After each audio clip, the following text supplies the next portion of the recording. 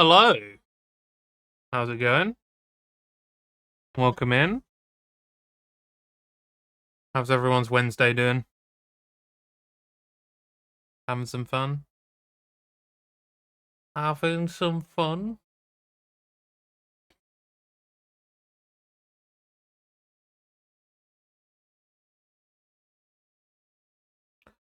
Oof, it's been quite the week. As usual, to be honest. Quite the week.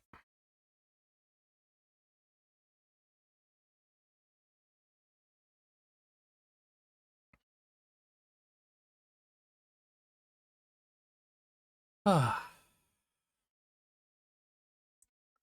guess Chelsea's not the thing. Are you good, huh? You all good?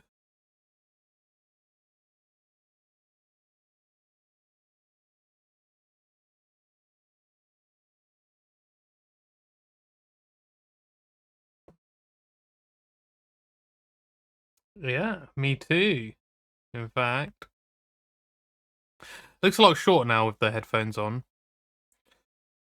Because it didn't feel like, I mean, she took off a lot, like thinned it out quite a lot. But with the headphones on, because usually my hair's like, woof. At the moment, it's not. Had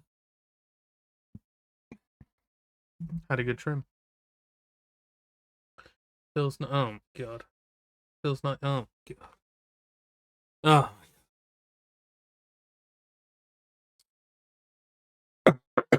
god. I'm sorry. I still have a cough at the moment.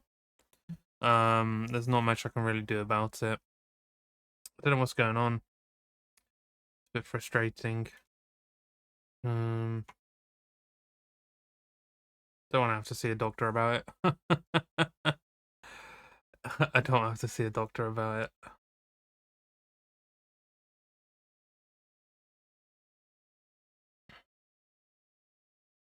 But yeah, how's everyone? How's everyone been anyway? I know how you're doing, Chelsea. But yeah, today we're going to be playing some more Rosewater, some more point and click action. We had a lot of fun last time. Hoping to, yeah, hoping to get a good chunk done today, and yeah, I think it's gonna be a good one. I think it's gonna be a good old time. Sorry, my chest's a bit weird with my cough. I'm hyped for the more rose water. Yeah, me too. God, what is up? What is happening? Also, it's really loud in my ears. Uh, did you take syrup? I did, and this is after me taking syrup. I don't think that syrup's doing anything anymore. Unfortunately, I've blown my nose. I don't know what else to really do. I don't want to have to go to the doctors, but I also don't really want a lingering cough. Don't say well. Don't say well. Don't be saying well.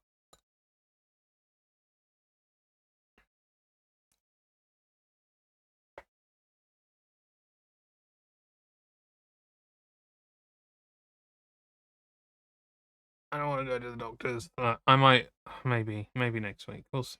We'll see. You should. They can help, and then you won't be coughing constantly. I just like I want it to just slowly disappear, but it feels like it's just stuck with me. What, you think it could get worse?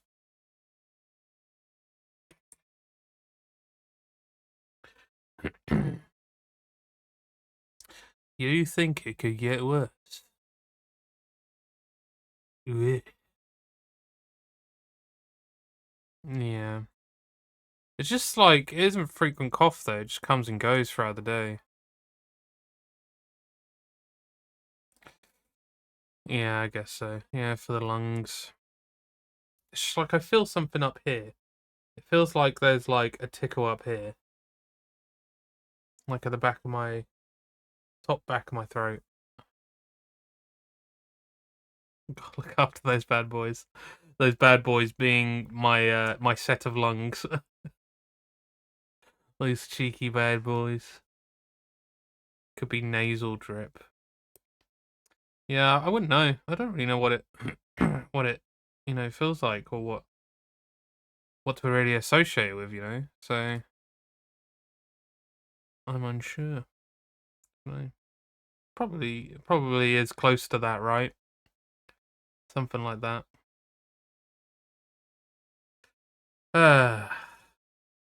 Anyway. Well, you know who would know? Is it supposed to be me who knows?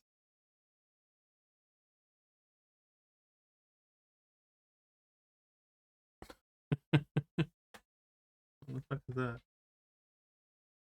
Oh, it's a doctor emote. Okay. Maybe.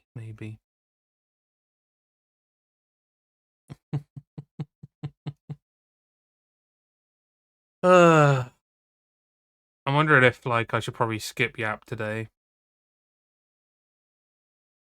I don't want to skip Yap, but talking more is going to make me cough.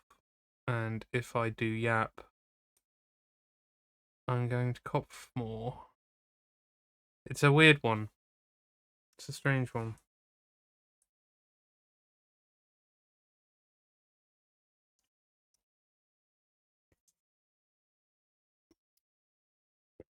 Yeah, maybe we could just go straight into Rosewater.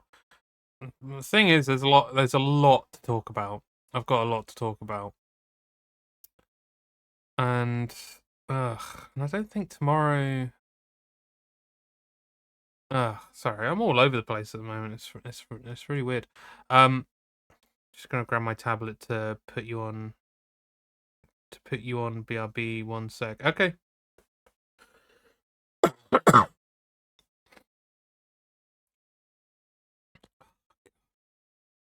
Bloody cough.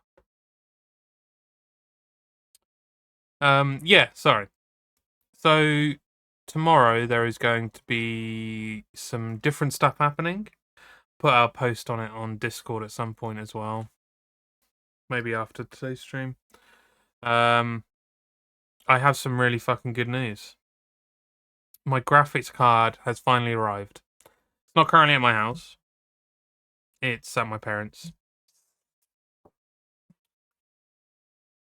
You alright? Is it just a kind of supper? Because I'll have Isn't the sherbet going to irritate? the sherbet probably won't know. The powder irritate. Well, powder goes on my tongue. I don't really like cough sweets anyway.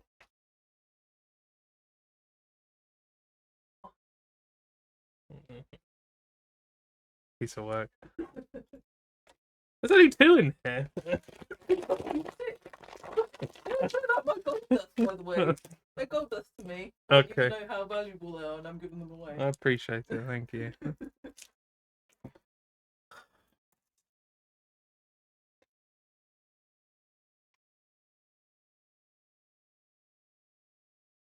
Who knows? It might make me feel better. It's not going to make my brain feel better. My brain is all over the place at the moment.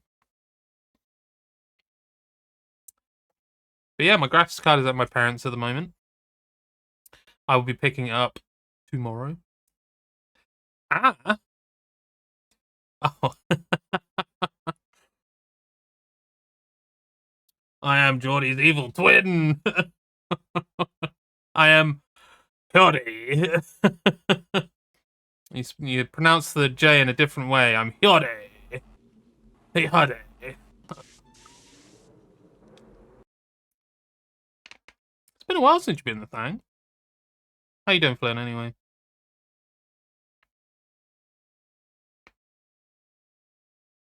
Yeah, sorry. I'm preparing myself a little bit. Chelsea brought me up some cough candy, so I'm hoping that this should help in some way. I don't know. Why is there a bloody software update? No, I don't want it. I think a test is required. Maybe I should, yeah, maybe I should be testing myself.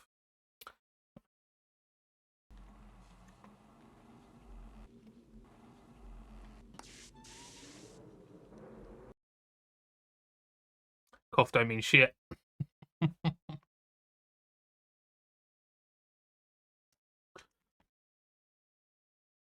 So why are these cough candy then? That's what I'm curious about. Like, because they're like an aniseedy kind of thing, right? Do they have something else in here that helps towards coughing? Aniseed flavored boiled sweets, or is it just boiled sweets in general? Is aniseed curative?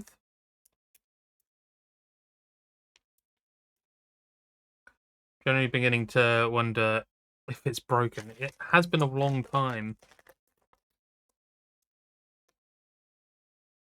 I don't think it is broken though. I think we're good. That stream decided to just shit itself. I don't know. But yeah, still getting over this cough at the moment. Currently going through the process of trying to find a new car, which I absolutely hate. It's so stressful. I enjoy the idea of getting a new car, but the idea of having to spend so much money on one and trying to find the right one, especially well, I only ever get secondhand ones and especially cheap secondhand ones as well. But yeah, one that kind of meets all the criteria and it's something that my dad helps me with, which is nice because he knows a lot about cars and he's opted to help me. But he like asked me if like, do you want this kind of thing? And my genuine like answer is I don't know. I don't know whether to like it or not, like whether it's a good thing or not. Trying to find a car that doesn't do that. Oh, I'll brake for you if you fuck up. Yeah, yeah, yeah. And at the moment, like, because we usually get like hatchbacks. I really like to get a hatchback. They are quite the car. And our current car is an estate version of a hatchback. Just because it was a good price, and to be honest, extra space in the back. You know, feels good.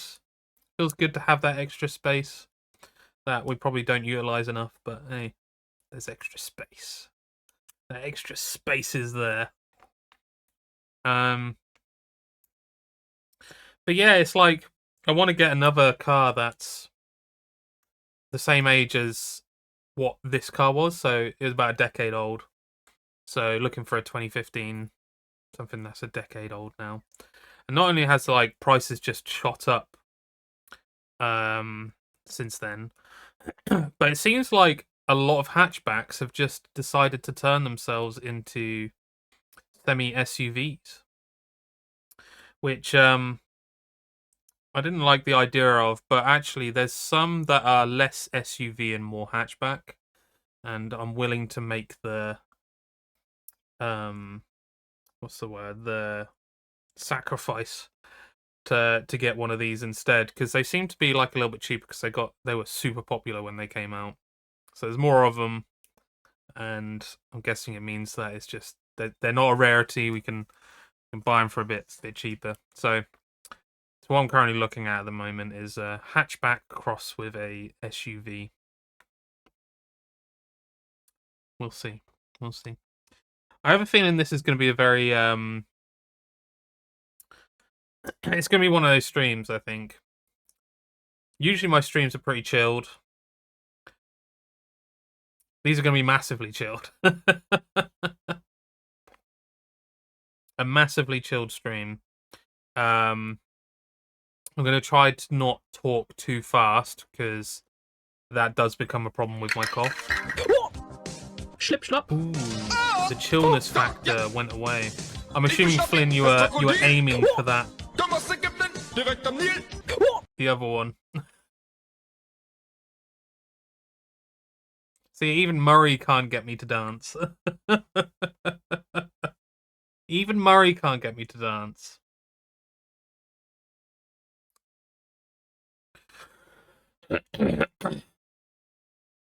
Chelsea, have you returned yet? Yeah, I was testing the chill, either that or getting the non-chill out of the way. I think both ways it didn't. Yeah, yeah. I think you got out of the way. Oh, you've been doing Shadows of Doubt, Flynn. What kind of stuff have you been modding it further, or trying some different experiments inside the game?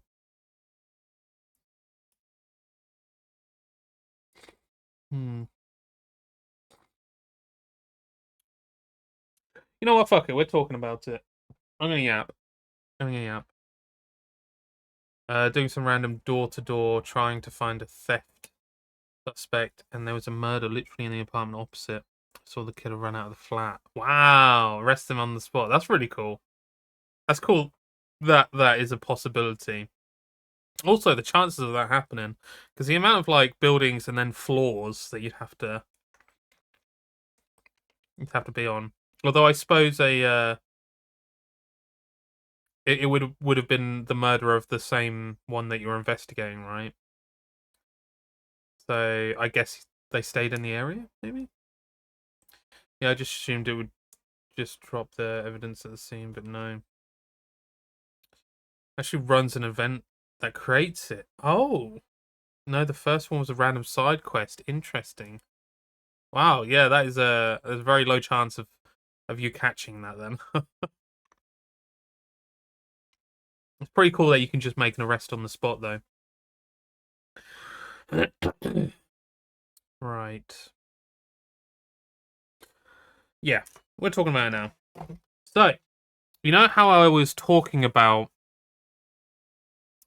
buying the boxes of Simon the Sorcerer 1 and 2?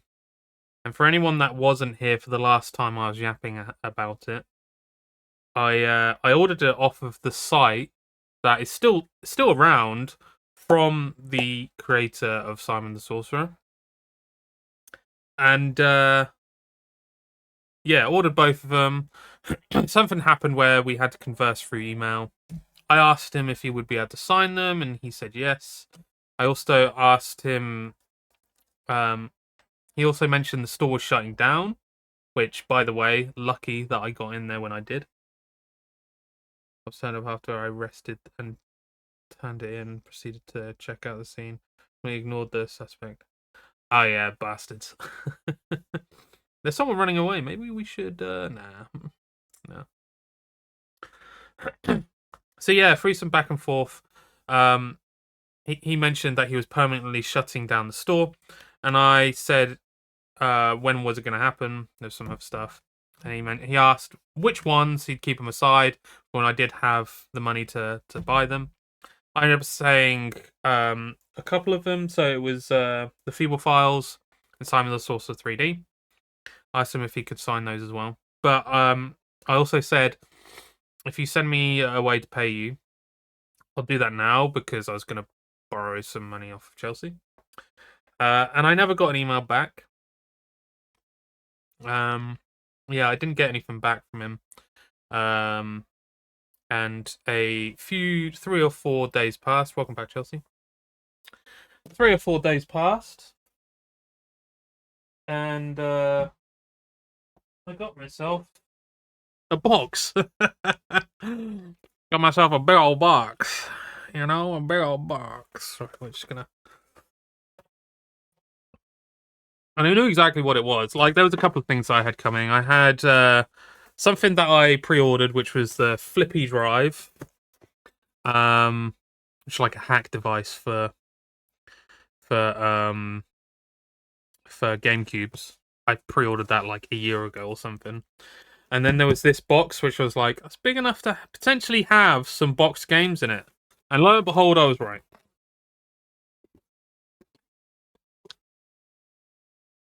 So, okay, there's a sheet of paper in there I need to remove.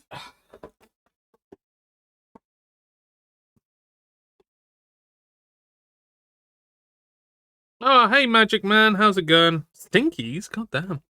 Pop in to say hi while I lurk and tend my Stardew farm. I saw you were playing Stardew. It's very sick. So, hope you're doing alright, Magic Man, by the way.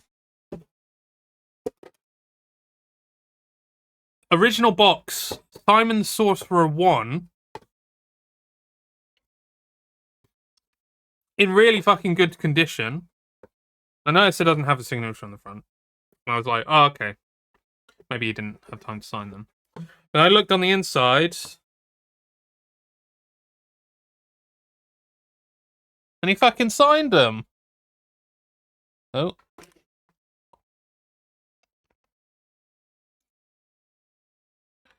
How cool is that? Now, there isn't a case for the CD. That's been plopped. But it does have an installation instructions. I'm assuming that this is what it originally came with. Maybe not. I don't care. This is still glorious anyway. Technical support. So there's Simon the Sorcerer 1.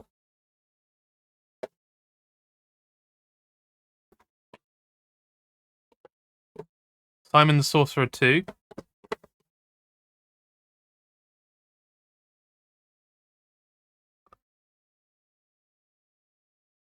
This one has a case in it.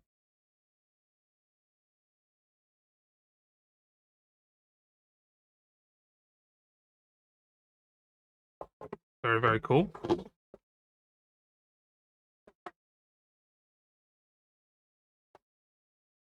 Simon the Sorcerer 3D.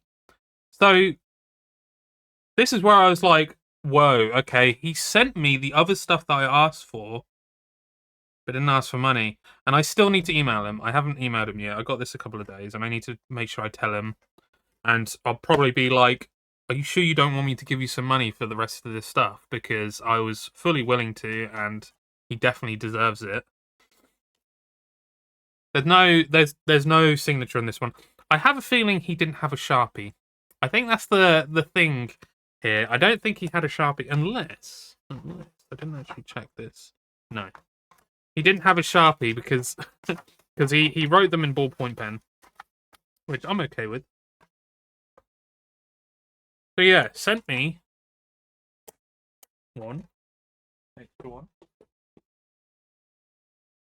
And then sent me the box of the Feeble files as well, which I didn't know existed. My point and click knowledge did not go that far, unfortunately. But apparently, Robert Llewellyn voiced one of the main character in this. So another character from Red Dwarf, or another actor from Red Dwarf, because Chris Barry did the voice of Simon in Simon the Sorcerer.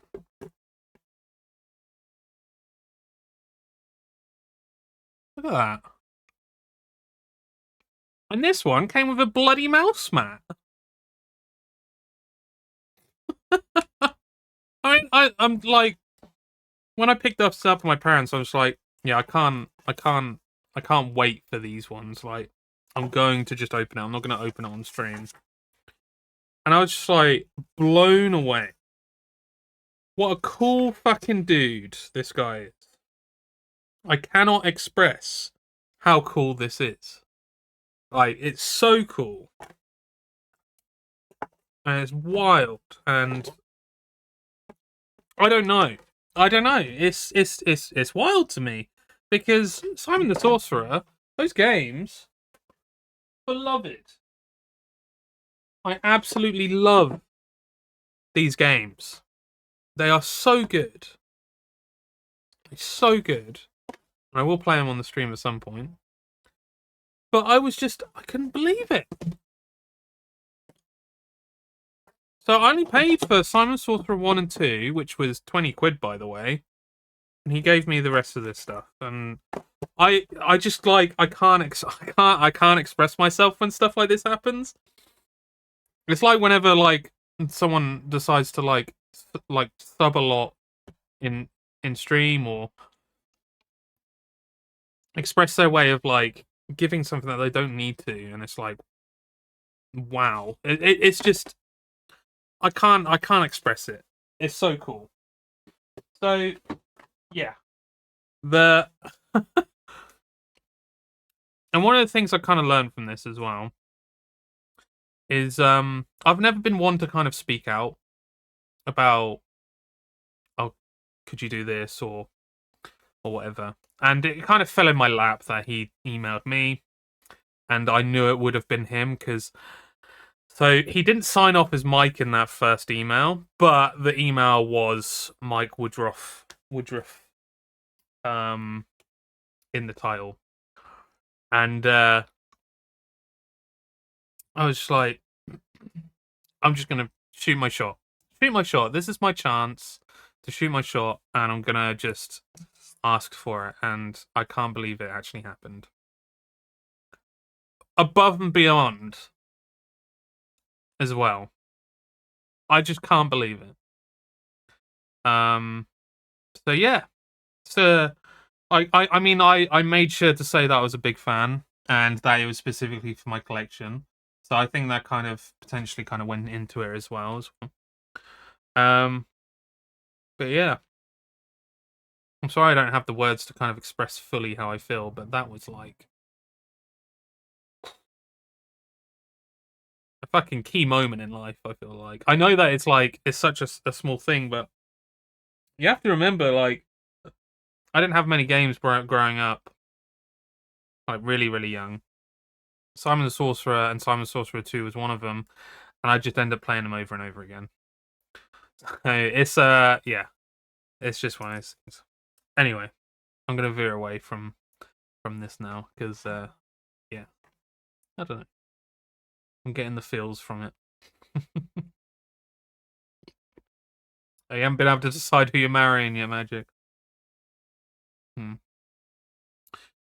So in other news, as I mentioned, I'm going to be going to do a computer building stream tomorrow. I don't know what time yet because I'm going to need to set up for it. It's going to be a cool, interesting stream. There's going to be some case cutting. I'm going to have to get out the Dremel, and there is metal on the case that I'm potentially going to have to cut. So make sure you join for that because it's going to be an interesting one. And it's mainly because I also 3D printed this. So I found a print for a fan shield on here. And it was just for one fan for like a wall mount. So I, in 3D software, I trimmed this bit off. I then mirrored it so that it looked like this. I then cut it in half. Well, joined it, cut it in half, just so that it was equal all over. And for the hole in the case, this is where that's gonna go. So I actually have fans at the front. That's the reason why. I haven't explained myself. I don't have fans at the front of my fucking computer. I don't have much intake on here, which is probably why I was having a lot of problems through the years. There's just no intake whatsoever. There's like one small fan right next to the power supply, and that's the only intake it really has. So having this in the front, especially now that I'm getting a 5080, I fucking need it. I need that air. Yes, but will there be feet? No. But there will be something else.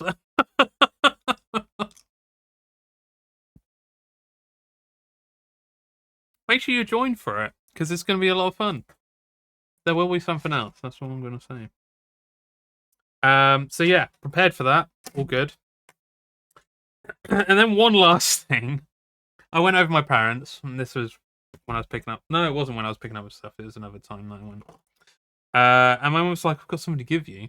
She gave me this, and she was like, "There's a figurine in there," and I was just like, "That looks like Geordie. I'm gonna give that to him." And I was like, "Oh, that's really nice." And my mum was thinking about me and she gave it to me. It looks like it's a McDonald's like toy, I think. I was like, I didn't really know who to expect, like who it was gonna be, but I thought it was kind of cute.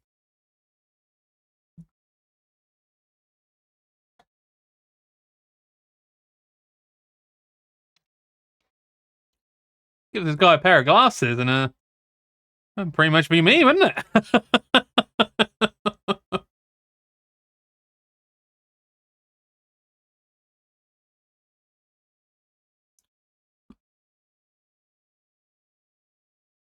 Me all over.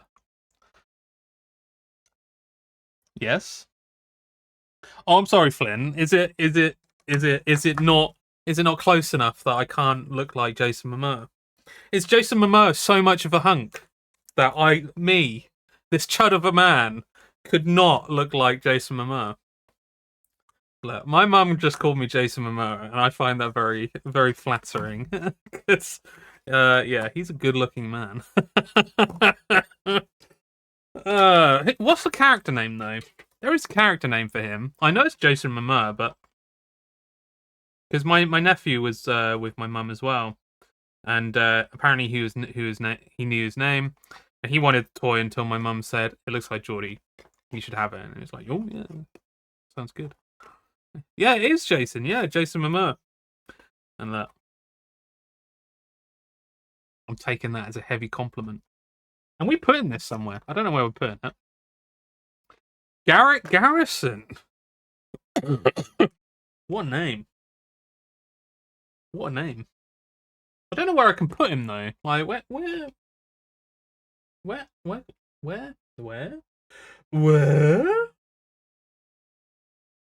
I'm gonna have to put him off frame for now because there's nowhere else that I can put him at the moment. Yeah. On the 3D printer. I suppose it kind of makes a bit of sense, doesn't it? That works. He's staying there for good though. Unless he falls off and I can't find him. Wait, I got some blue tack. Chelsea gave me some blue tack recently. Where the hell is it? It's around here somewhere. Okay. Hot pink leather jacket. I don't know if I'd rock a hot pink leather jacket. Maybe I would. I don't know. I like to wear like any kind of colour. But I don't know if hot pink in a leather jacket form is it? I don't know. Ever watched Stargate Atlantis? No. I only watched SG-1 and up to a certain point. Yeah, I didn't watch. Used to watch it with my dad. But that was a very long time ago, and I don't remember any of it.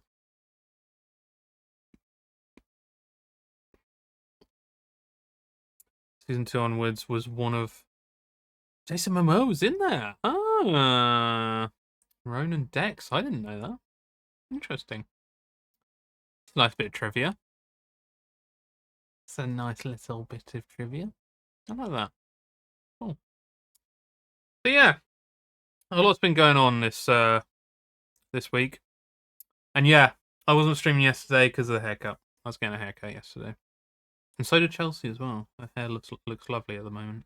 I say at the moment, her hair looks lovely all the time. Saved it, saved it. He really pissed off the producers at one point because he got a massive tattoo on his arm halfway through one series. They wrote a scene where he meets up with friends and gets a tattoo. Just, yeah, I was gonna say I suppose they'd be able to put makeup, like do tattoo makeup, but that would probably cost a lot. Instead, let's affect the script writers. Let's get the script writers to write in that he's gonna get a tattoo. It's whatever though, isn't it? They can't exactly put like a contract in place saying you won't change your body at all.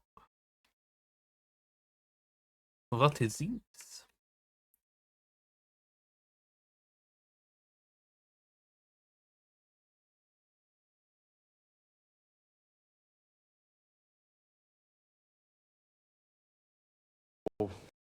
Although it seems simple, developing a sweet swing like mine takes years.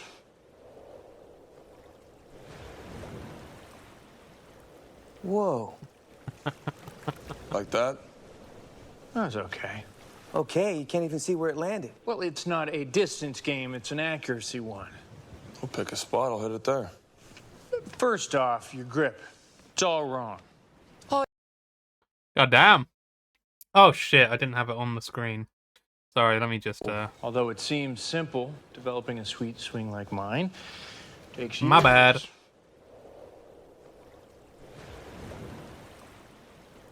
Whoa. Like that? That's okay. Okay, you can't even see where it landed. Well, it's not a distance game, it's an accuracy one. We'll pick a spot, I'll hit it there. First off, your grip. It's all wrong. I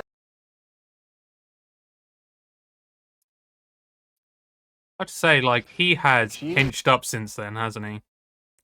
Like, full on hinged up, like, since then. He is a weed of a man right here. Compared, like, I'm a weed of a man. This is the weed of a man compared to what he currently looks like. That's wild. That's wild. Alright. I think I've done all my yap. I think I'm done yapping. I think we should get into Rosewater. Sorry it took so long. Sorry there was such a long time for yap. But yes, we're going to go into Rosewater now. Let's do it. Been looking forward to playing this. It has turned out to be a really fun game, which I was expecting anyway. Let's see.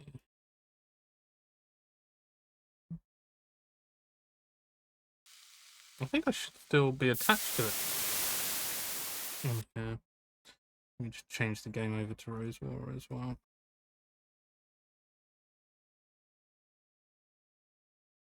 There we go. Come on. Go on the screen.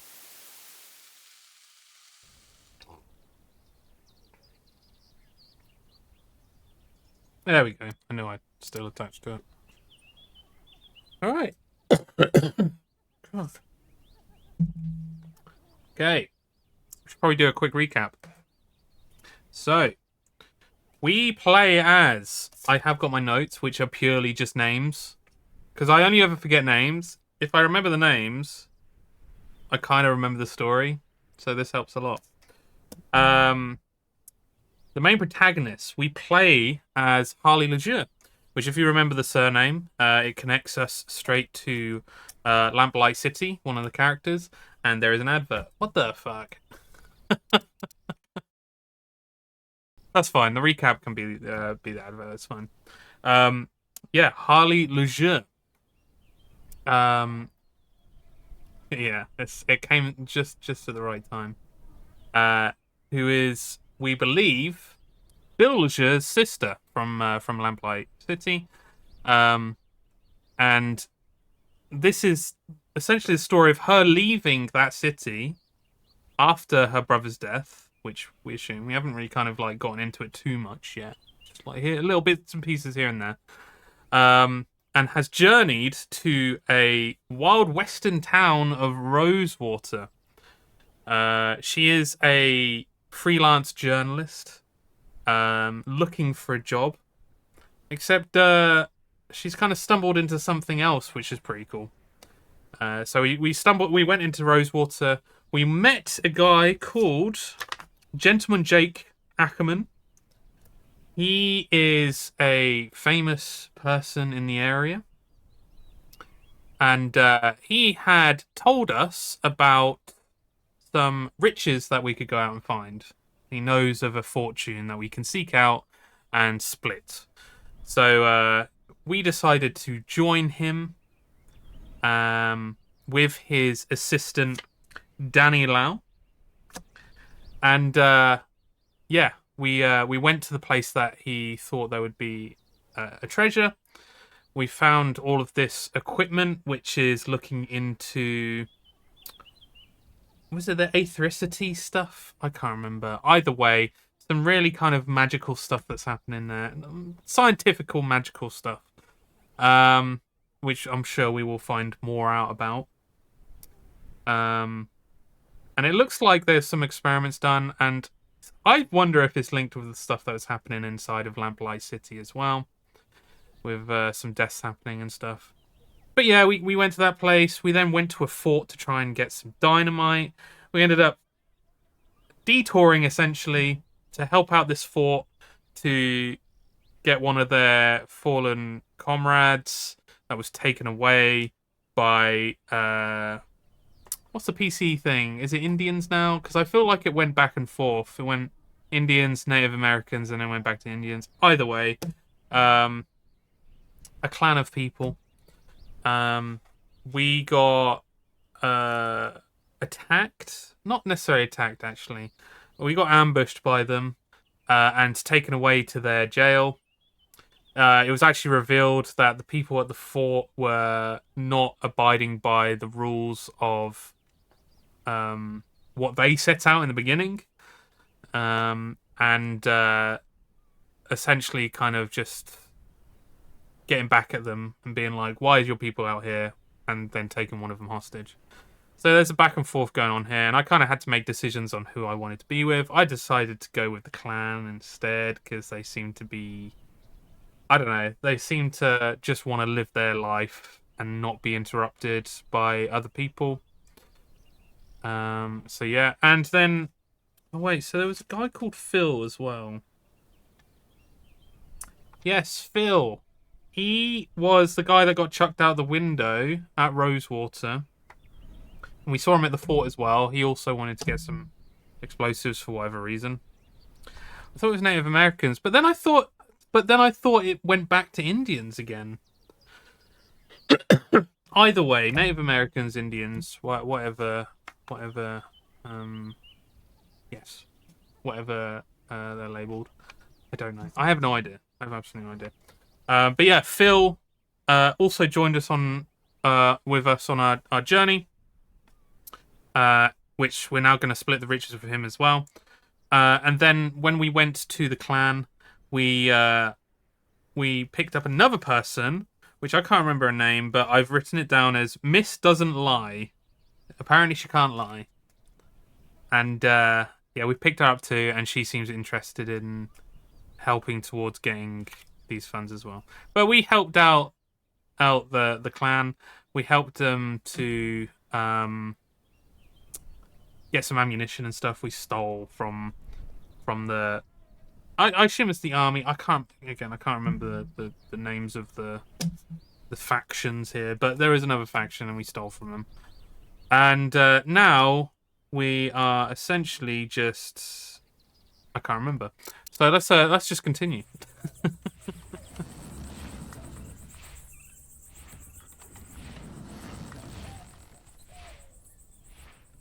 Also, the steam was hiding in that mechanical horse. It was.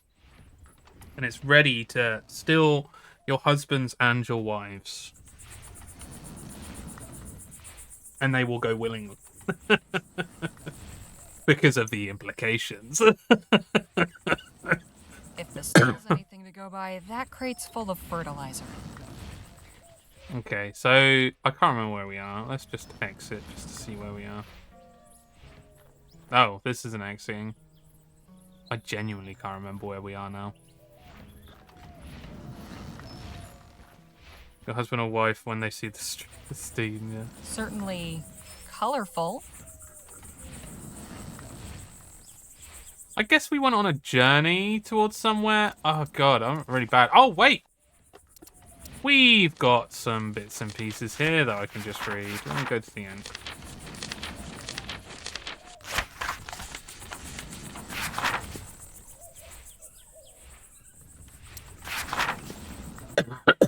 Sorry.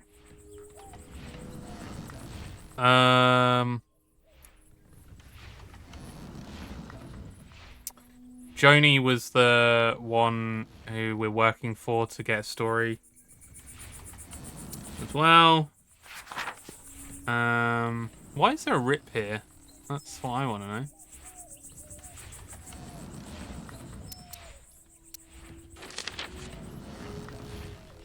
Huh. We have made the acquaintance of Miss Nadine. So Nadine. Miss Doesn't Lie is actually called Nadine Redbird. Window slinger. Yeah, Joni is window slinger. You're right. Okay, so this is where we're at the moment. A makeshift town called Chrysalis. We met another ragamuffin selling snake oil out of a wagon by the road with a silver tongue, so long she couldn't help tripping over it as she prattled. Yeah, so we grabbed some of that so we could power up the machine inside the place that we had to kind of explode to get into. I'd swear these kids all belong to some secret club. Phil has proved a resourceful ally, skilled at destruction, whatever his other talents. Wielding dynamite like a crowbar, he managed blasting off the lab's door without obliterating the hole. Although I suppose that too lies within his powers, if required. The lab we found well picked over, with little left but some cryptic and rusted machinery. Coaxing it to life, I produced a terrific blast of green light that set my teeth tingling and attracted some notice. We are not the only ones who have been drawn to the site. Nearby are a group of folk who call their community Chrysalis and themselves Luminarians. Okay, so this is all linked to what was essentially going on in that building there. Suppose that's where the animals are kept. Or the zombies.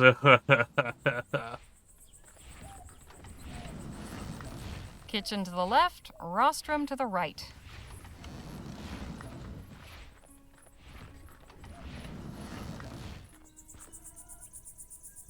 Oh, wow, this is... Is anyone else getting some cult vibes here? Hey, Exactly, Danny? Chelsea. What's going on? So, what's our friend on stage been jabbering about? What hasn't he? This guy makes Jake seem like a silent monk by comparison. Anyway, damn. it's mostly been about Clark, his etheric research in New Britannia, how he built his lab out here after the Expo disaster. Excuse me, miracle, that sort of thing. He says Clark transcended. I'm not sure what that means. I don't know, but it doesn't sound good. Okay, so there were links. Sorry, I'm recompiling what happened. So the person that we're looking for, who potentially has the fortunes, or looking for his stuff, where his fortune would be, created that disaster in New Britannia, the city, Lamplight City, where people died. He then escaped to this area, where he carried on his experiments, and these people seem to have been tied up in this whole thing, right? I mean, as soon as he stepped foot in that other building, he gave cult vibes. Yeah. What do you think of this? What's place? your impression of Chrysalis? Well, it's peculiar. Everybody's got a job to do, a way to help. Nobody's left out, and that's nice. But all this stuff about etheric beings? It sounds, Crazy? You said it, not me. Anyhow, I wouldn't mind hanging around a while.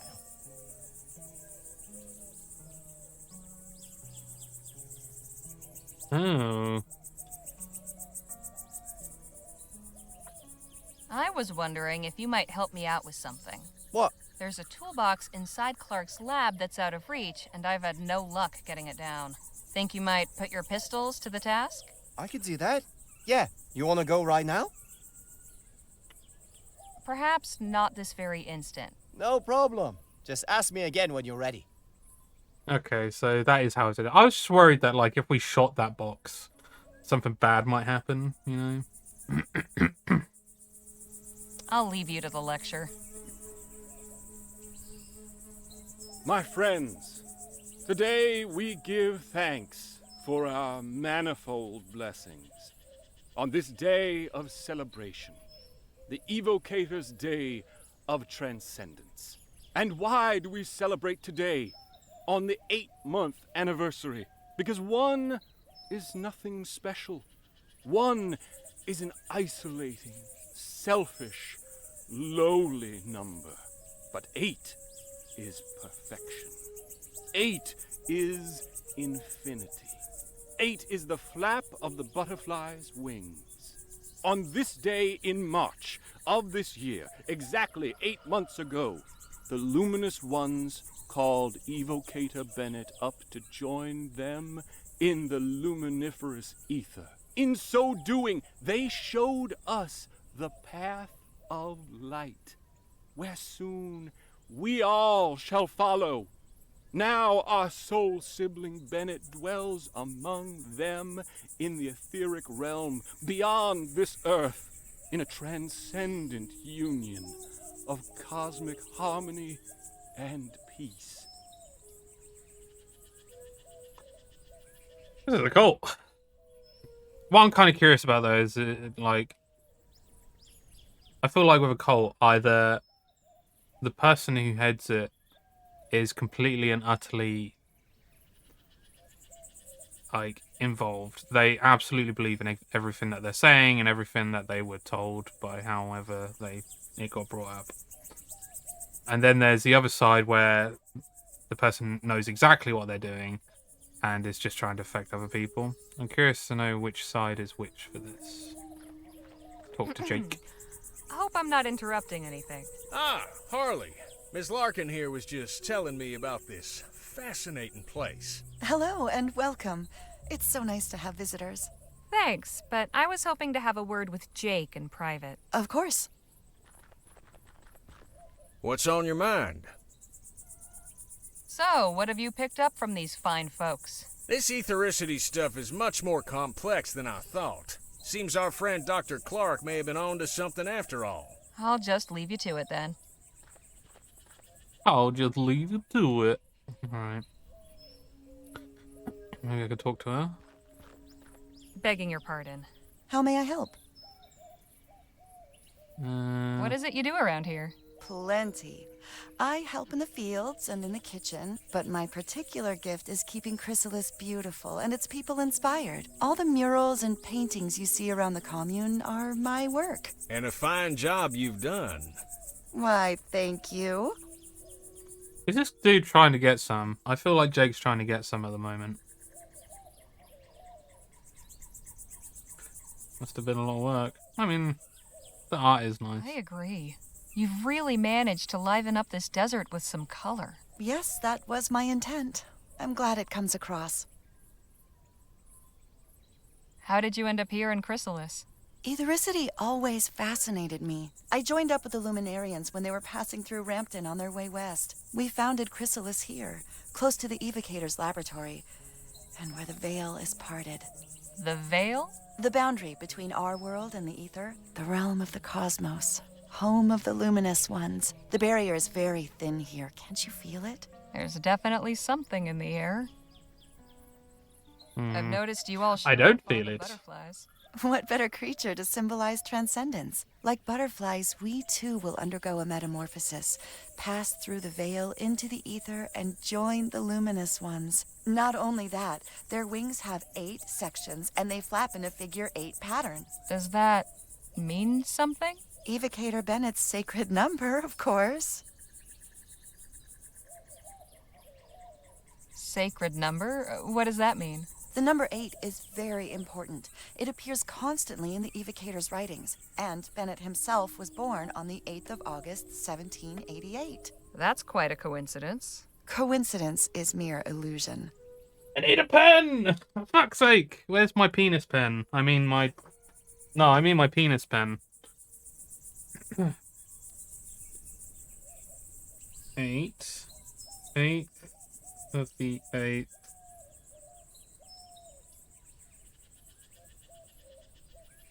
What was the year? Was it 1788? 1718.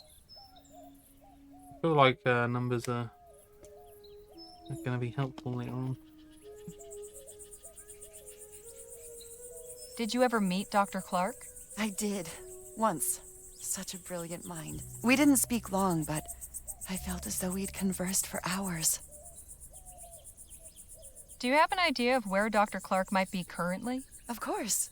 He's with the luminous ones. Pardon? The beings on the other side of the veil. The ones who dwell in the ether. You're saying Clark is dead? Not dead. Transcended. Eternal. You still have much to learn.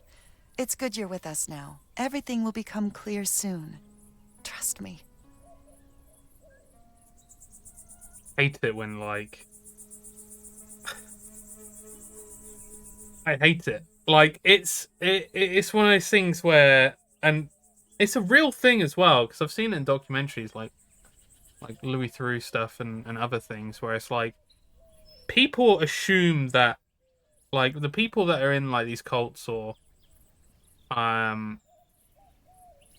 just in religion, like in religion in general, assume that you're just super fucking naive, and they're just like, oh, you clearly don't know about this very clear reality of what is actually going on here, but you will know. Your time will come, and and you will be smarter for being around here because you will know of what actual reality is and what the meaning of, I guess, life or things is.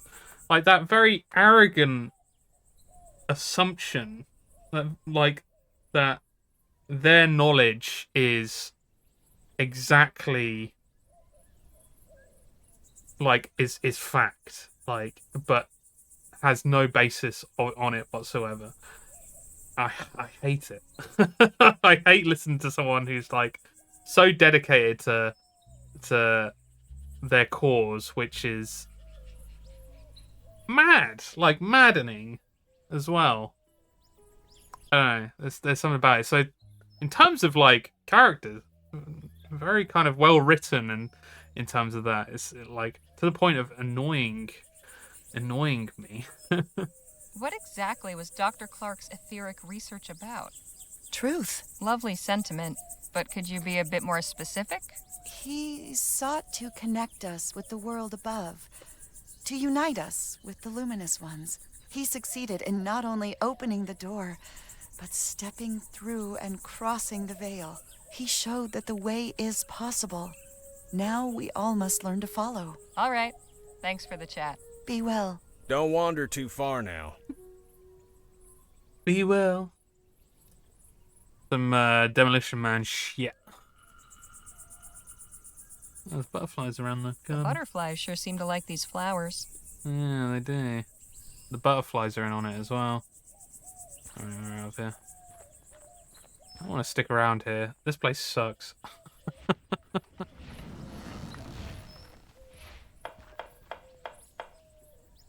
Oh god, so this is a picture that shows what they Hi, believe. that's quite imaginative. Yeah, don't say it too loud. People will start being like, what the fuck are you talking about? That's real life right there.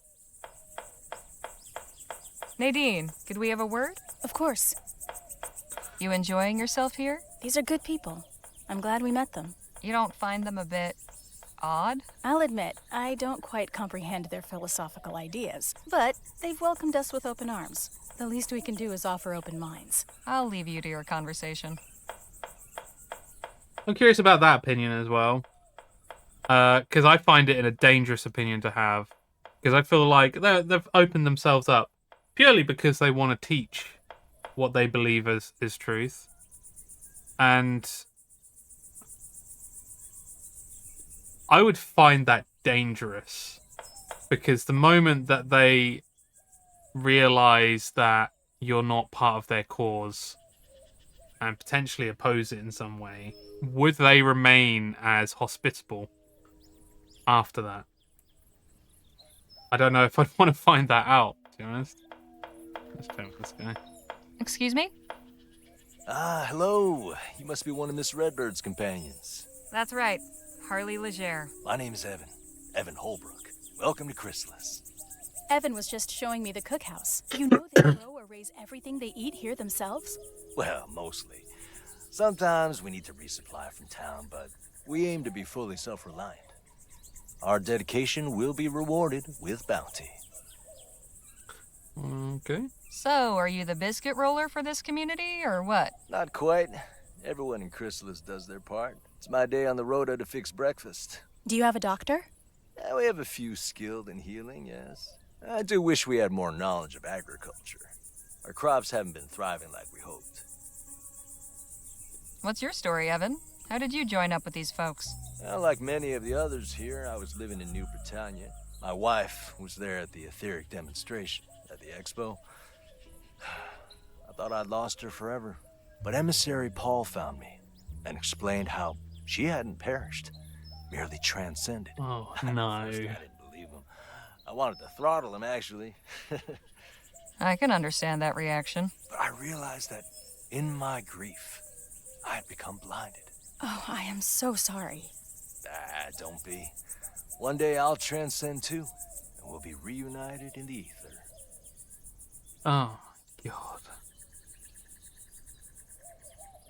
Part of me hopes that the person he was talking about, the leader, I guess, does actually believe. Because if he doesn't, holy shit, is that evil? You said your crops weren't doing well. Why not? Getting the irrigation in this year saved some of the crop, but we're facing lean times. We simply must find a way to grow enough to feed everyone.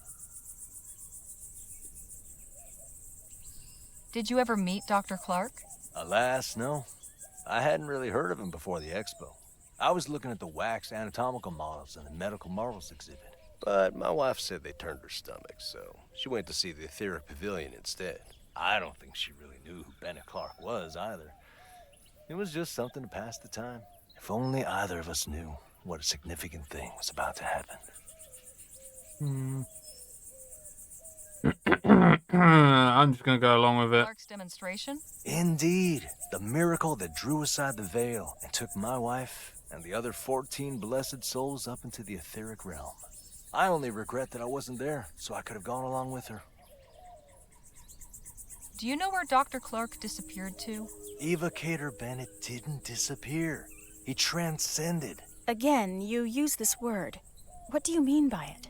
He passed through the etheric gateway and joined with the luminous ones in the cosmos. Oh.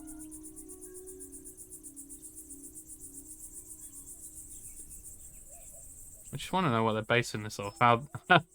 How they know this is the truth. Exactly what was Dr. Clark researching? Ethericity, of course. Of course, but what about it? Energy sources? Industrial applications? What? Miss Legere, I couldn't begin to tell you. Whatever reasons he may have given the public, the bankers, the professors, and what have you, his true purpose was to open the way for humanity to pass into the etheric realm. And it wasn't easy. He spent 2 years in that laboratory before transcending. Soon the day will come when we all can follow him. It was good talking to you. I'll leave you both to it. Goodbye for now. See you later, Harley. Oh, strange. Oh, strange. Oh, strange. Well, well, if it isn't my old friend. The Defiler returns. Hey now, don't get your britches in a twist. You're a guest of Emissary Paul, so I'm obliged to welcome you. But if you continue casting your shadows of discord over all that is bright here, there will be consequences.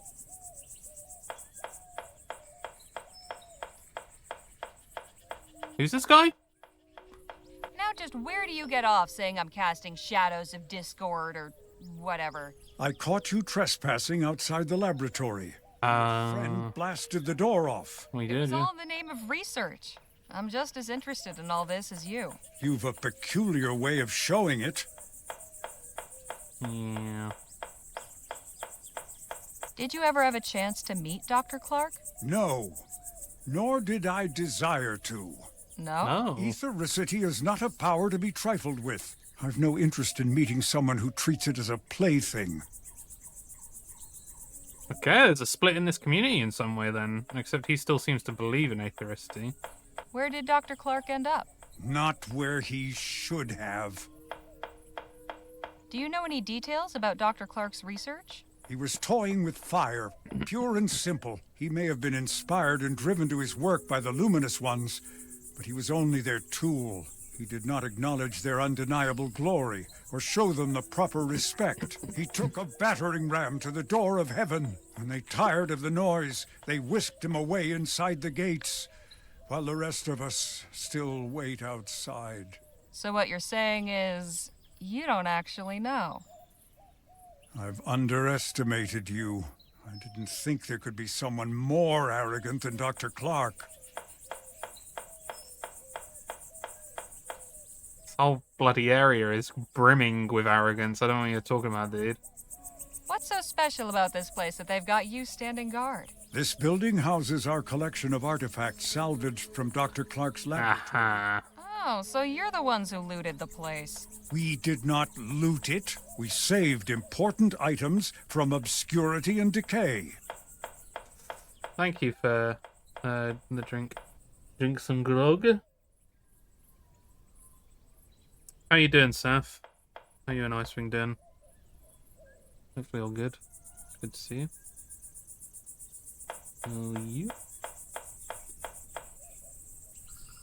I'm gonna ask this, but I don't think he's gonna let me. Think I might take a quick peek? Absolutely not. Outsiders are forbidden. I don't want to join the Luminarians. I don't even want to ask that question.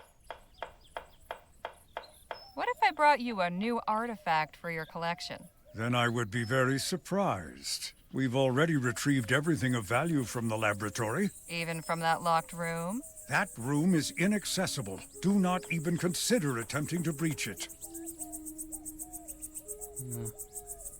Good. How about you guys? Yeah, not bad. I've still got this cough. It's been very persistent after 2 weeks since I had the cold as well. So, but yeah. Apart from that, we just had a lot going on. A lot of stuff I would had to do. A lot of, like, bills to pay and shit. So. You know, but yeah, doing all right. Just seeing the positive. I mean, there's a lot of positives. I got my new graphics card. I'm gonna be putting it in tomorrow on stream. It's gonna be fun. So what brought you to Chrysalis? My personal business is none of yours. Touchy. Yeah, I don't want to join I'll leave you him. to I'm your not asking guarding. that. Try not to die of boredom.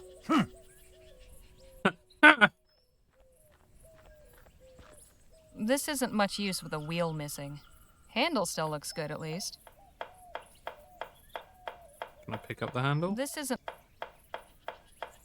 Not. Yeah, it's true, Seth.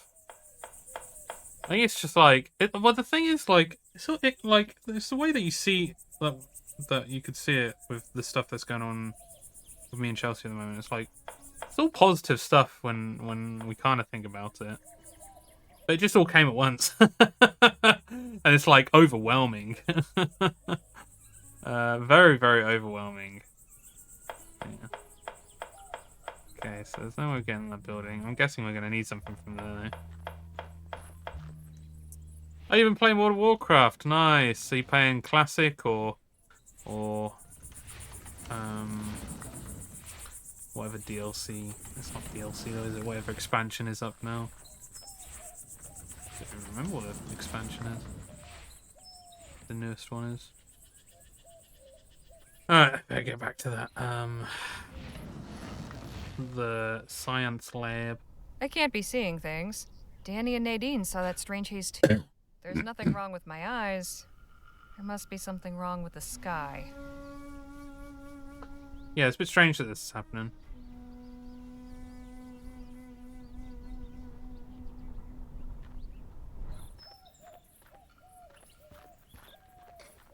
Whatever turning on Oh, you that had a lot generator going on did, too. Okay. I hope it's not permanent. Yeah. Ah, classic. Nice.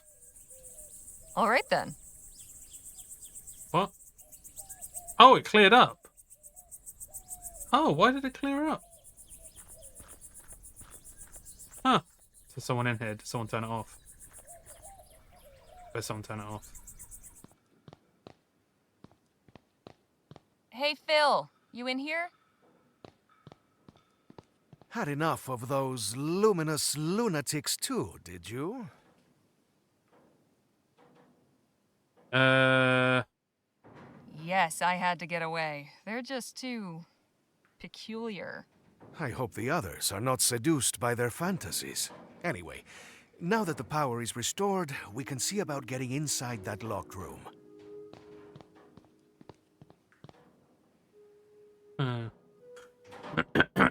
I wonder if what's his name? Danny Lau is here. He's not here, but oh, I need to. Okay, let me go to him. Need to get him shoot down. Have a look at it. I will stay in here. I'll be back soon. I won't be long. Just gonna go to speak to the old Danny boy.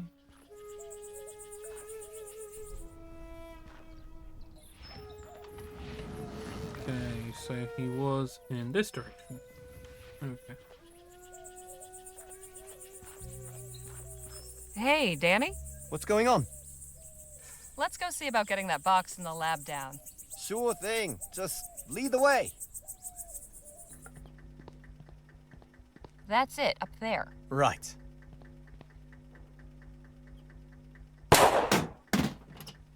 Nice shot. Thanks, Harley. Happy to help. So, what's inside that box that's so important anyway? Guess we all get to find out together. I just ask you to shoot a What the box. box? Let's go have a look. Hopefully you didn't break anything in there. Well, anything good inside? Not really. Just a wrench and this odd dial thing. I hope it was worth the trouble then. That was good practice, at least. I'm heading back to Chrysalis. See you both later.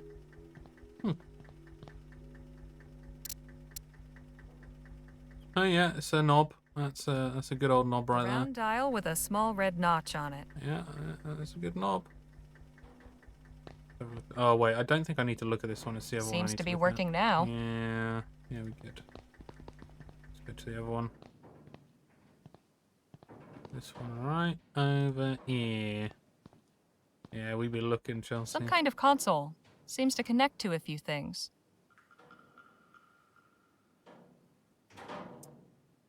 Aha! The knob!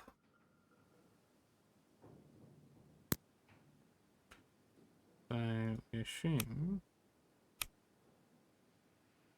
9207. It won't turn any... Okay.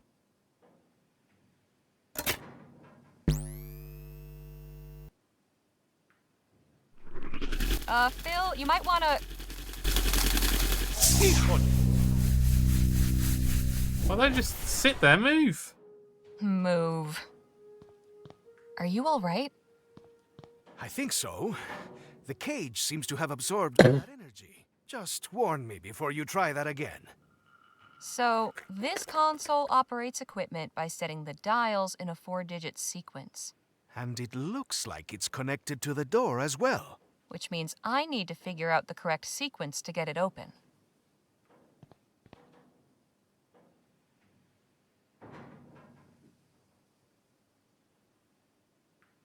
What sequence?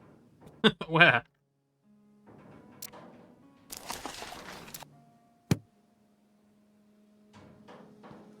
What in the ether is this thing? Best left alone, if you ask me. I can't make heads nor tails of this chicken scratch.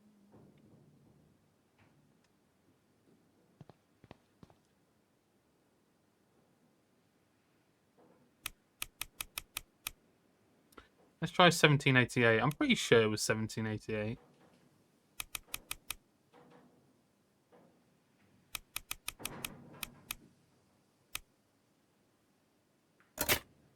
Not Clark's birth year. Guess that would have been too obvious. Damn. They got me. They knew what I was trying.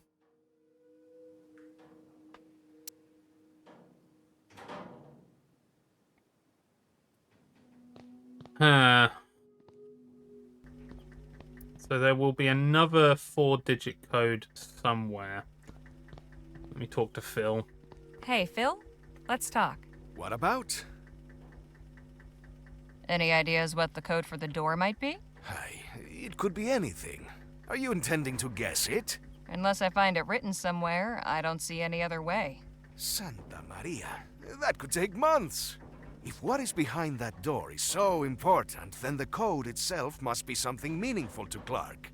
Maybe you can deduce it by learning more about him. I am certain those payasos at the commune will have plenty to share. A bunch of Clark's things are collected at the commune, but one of the Luminarians is guarding the place. Naturally. Are you seeking a distraction? If you have an idea, I'm all ears. It just so happens I do. I have had a look around, and this machinery is quite unstable. With a few more items, I could finish what we started with the door and send this whole place up in smoke. That would give you time to search, no? It would, but it seems a touch extreme. What would you need exactly? Well, mainly fertilizer and flammable liquid. No, he wasn't, was he? I can construct a detonator out of scrap I found, but I will need something to serve as the plunger to set it off. Well, I'll consider it. Plunger. Could you remind me what it... Some fertilizer, some flammable liquid, something I can use as my detonator's plunger. Got it. Right. Carry on.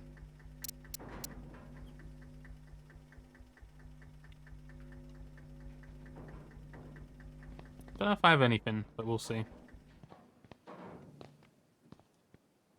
I will stay in here. You do so. Okay. Right. So. Maybe if we go to the fort, we might find something over there. Potentially. I mean, I guess I'm not allowed in anymore, so maybe this isn't the place to... I should open it. I'm going to get shot if I open it. No handles. Must only open from the inside. Time to knock. Sturdy.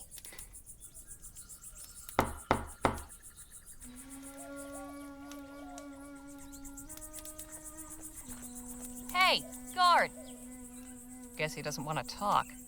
I ain't going back in there. So I will probably have to find all of the stuff in here then. I mean, this is a bag of fertilizer. This had better work, Phil. I don't know how I feel. How I feel about Phil's plan. I'll be honest. I think it's a little bit dangerous. Guards want explosions. So we're saving it just in case. Yeah, that's not good. No, nothing over here.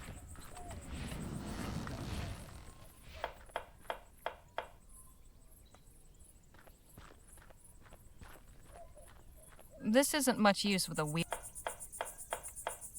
want the handle. It does kind of look like a plunger.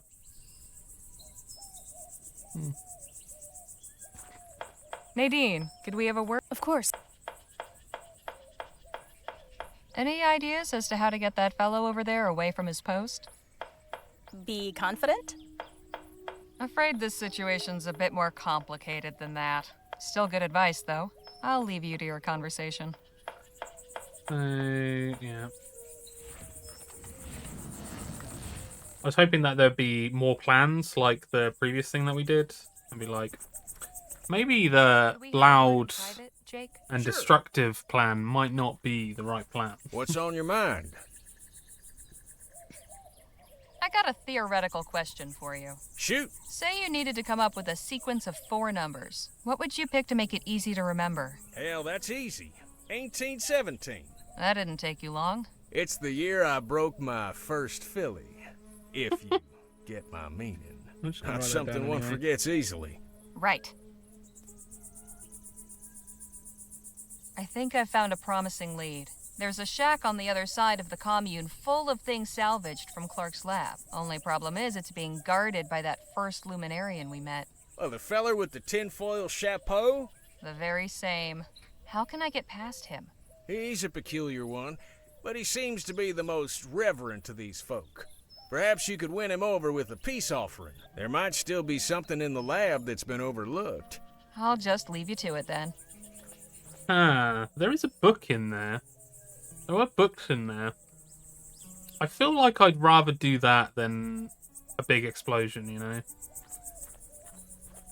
Best not to interrupt. Hey, Danny? What's going on? So, where did you learn to shoot?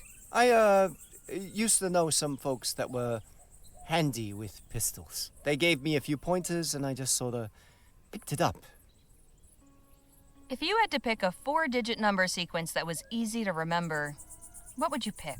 Suppose it'd be something important? A date, maybe? Or a memorable year? Never really thought about it. I'll leave you to the lecture.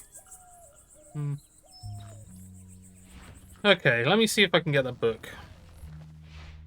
Or something from the lab. I quite like Gentleman Jake's suggestion.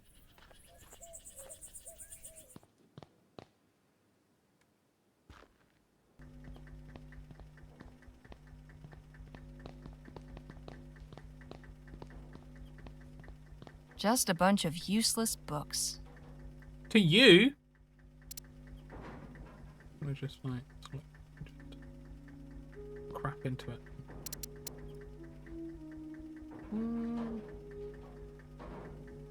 No, wouldn't let me. I can't begin to fathom what these contraptions are for. Nothing of use to us. Wait a second.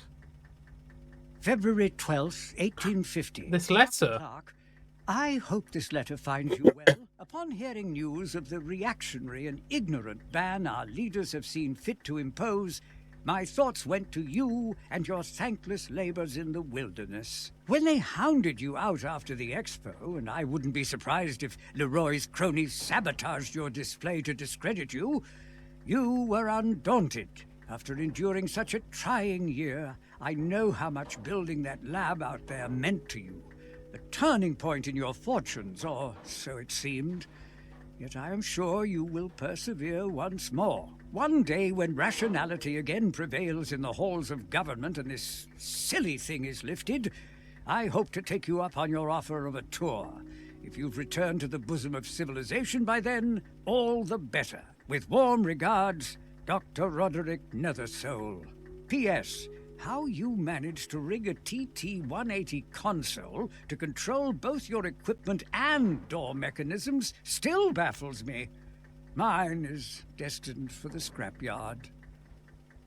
Okay. Maybe if I give this letter to the guy, maybe? I don't know.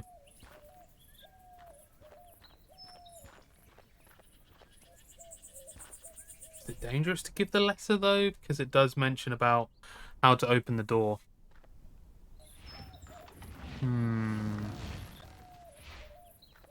The plot thickens.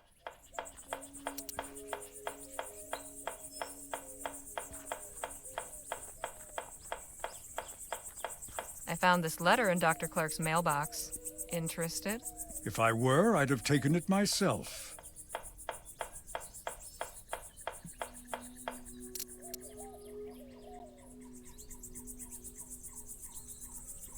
October 25th, 1850.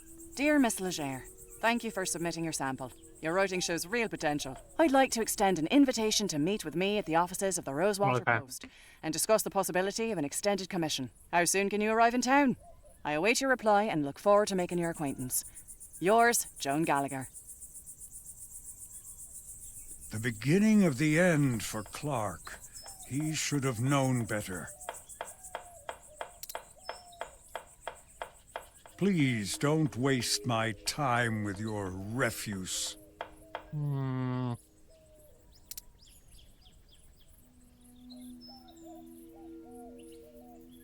Please. Yeah, that wouldn't make sense. Guess I don't have anything. Thought it would have been that letter, maybe.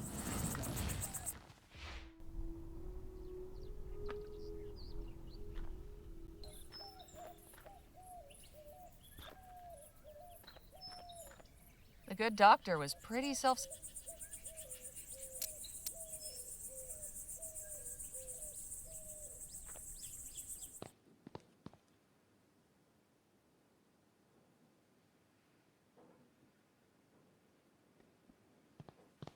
Not much left.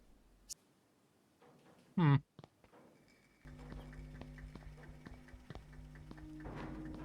beginning to think that there might not be anything around here. This This may have held something interesting once, but now it's just lodging for spiders. It's working again. Damn right.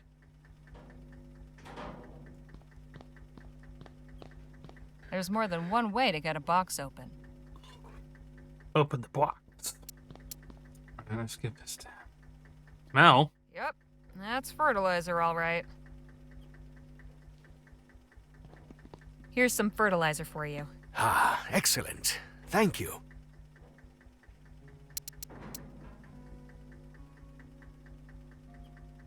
Here, can you use this as an accelerant? Definitely. Alcohol this potent will be very effective.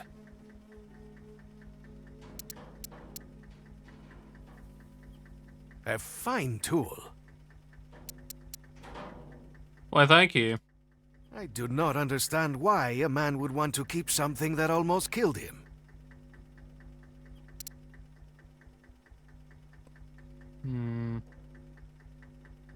Something for the plunger. Hey, Phil. What about Could you remind... something I can use as my detonator's plunger? Got it. Right? Seems to be...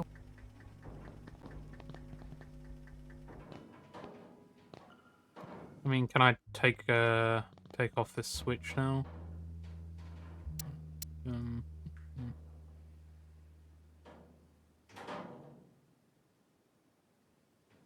Nope.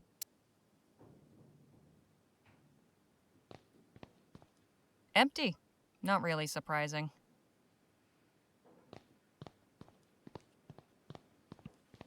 I can't see through. The window is too grimy.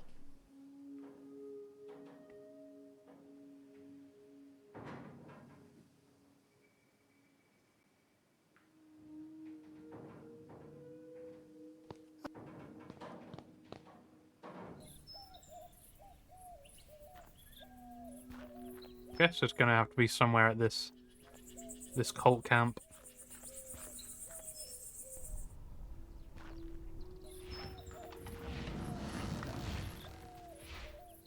Suppose that's where the...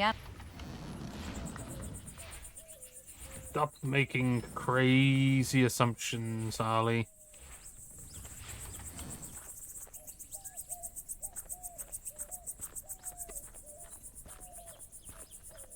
Something about that makes my skin crawl. The butterfly makes this one less creepy, but not by much.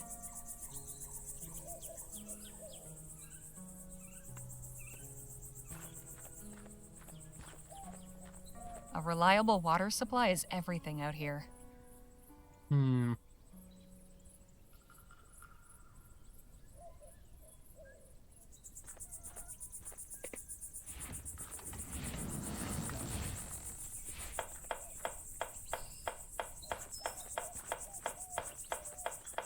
This isn't much use with a...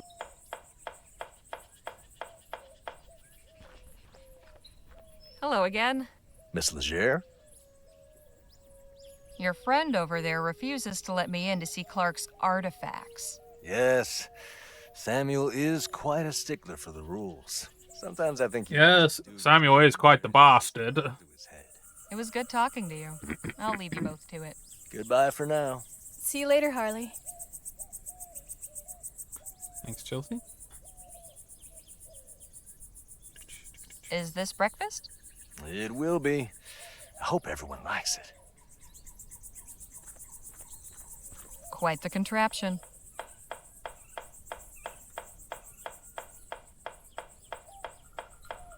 I'm a bit perplexed now. It's me again.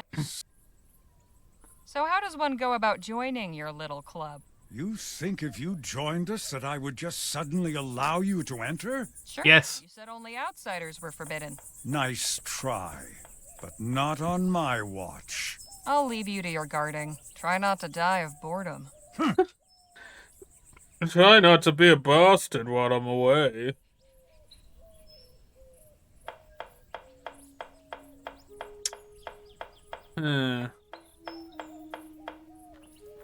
Sassy, yeah. Yeah, she is full of sass. Part of the Leisure charm. Not very intimidating. No wonder the crops are bare.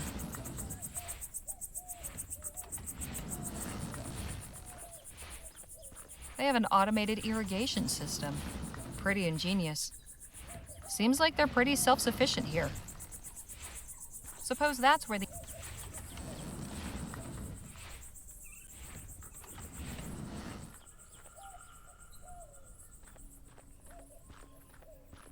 They seem enthralled by Paul's ramblings. He's listening to the lecture, and I've got nothing to ask. Well...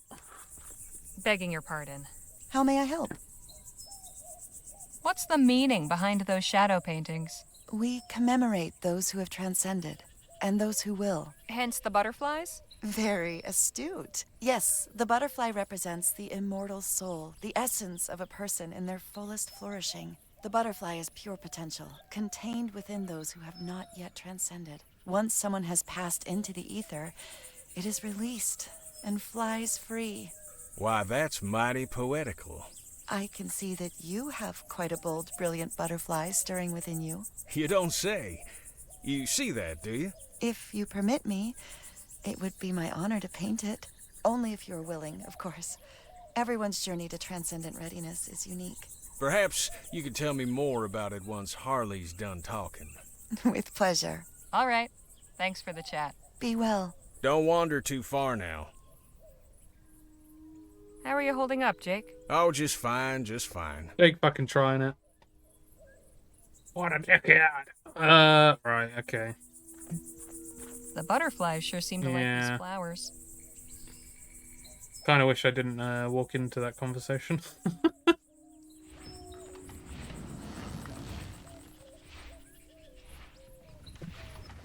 Hey Jake, you know what they say, don't stick your dick in crazy.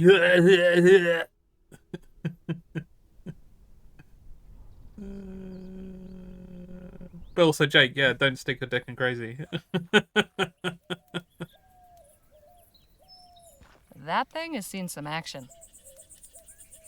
Just like Jake.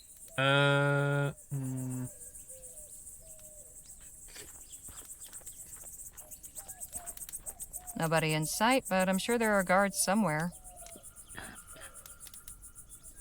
I am well and truly stuck. Mind if I paint it? Ew. I'd like to paint your Todger. Yeah.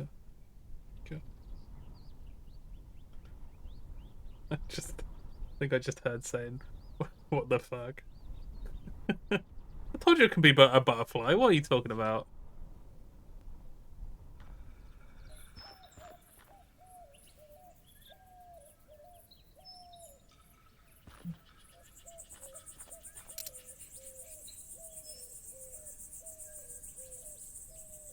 Dr. Clark really liked his sarsaparilla. Sarsaparilla. Must take ages for any correspondence to get out here.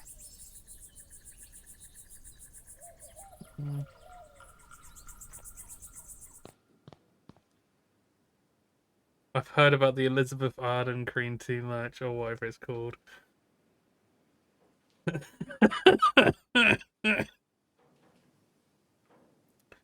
Well, we can continue hearing about it, and yet, from what you're watching, you're going to continue hearing about it as well. Must be some other way to open it. At least Clark did his testing on mannequins, not people. As far as we know. Hey, Phil? Let's talk. What about? Right?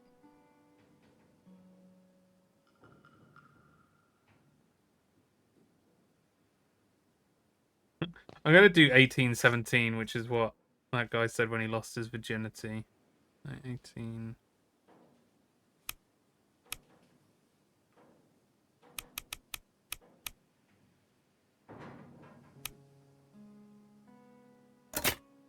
No good. I guess those dials aren't set up correctly.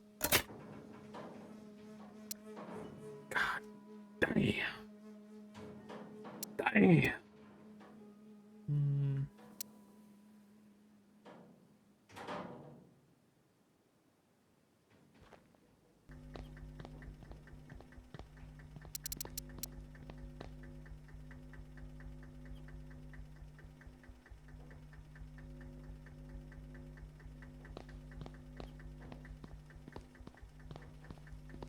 can't begin to fathom what these contraptions are for. Nothing of use to us.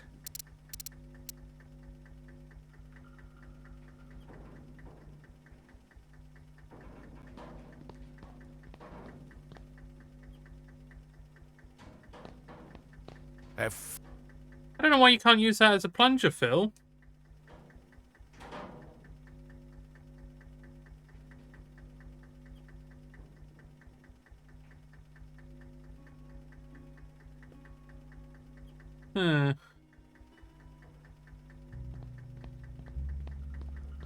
Just a bunch of useless books. Guess we won't get to see what's up on the roof. Just as well. I prefer to keep my feet on the ground. Well, I kind of want to see what's on the roof.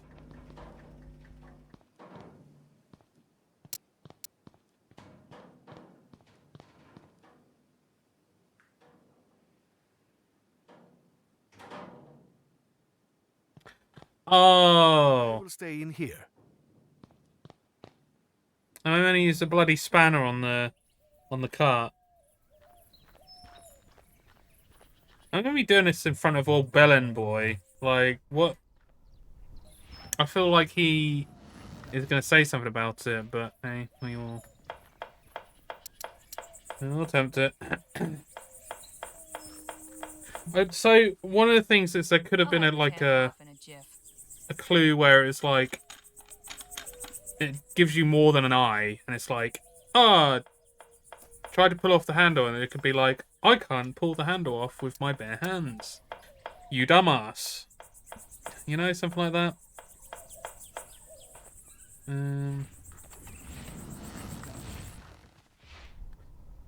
Yeah, better get out of here.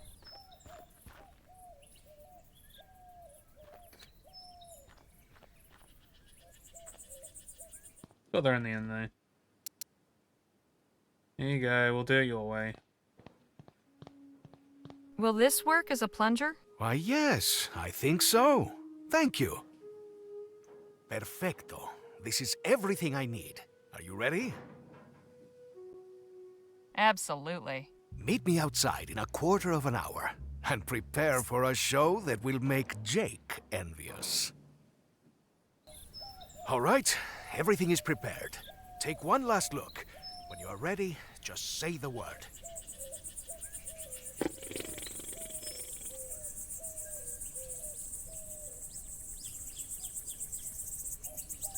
I hate to do this. I wish there had been another way. No turning back now. 3, 2, 1.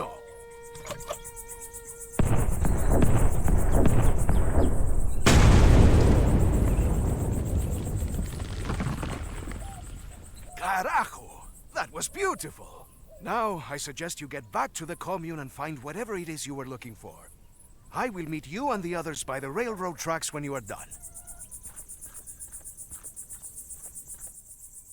There's gotta be something in here that will tell me what happened to Dr. Clark's money.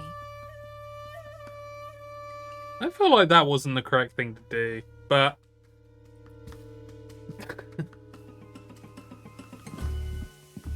Let's see. Books on science, engineering, astronomy. I'm sure this is all fascinating, but it's not going to help me any.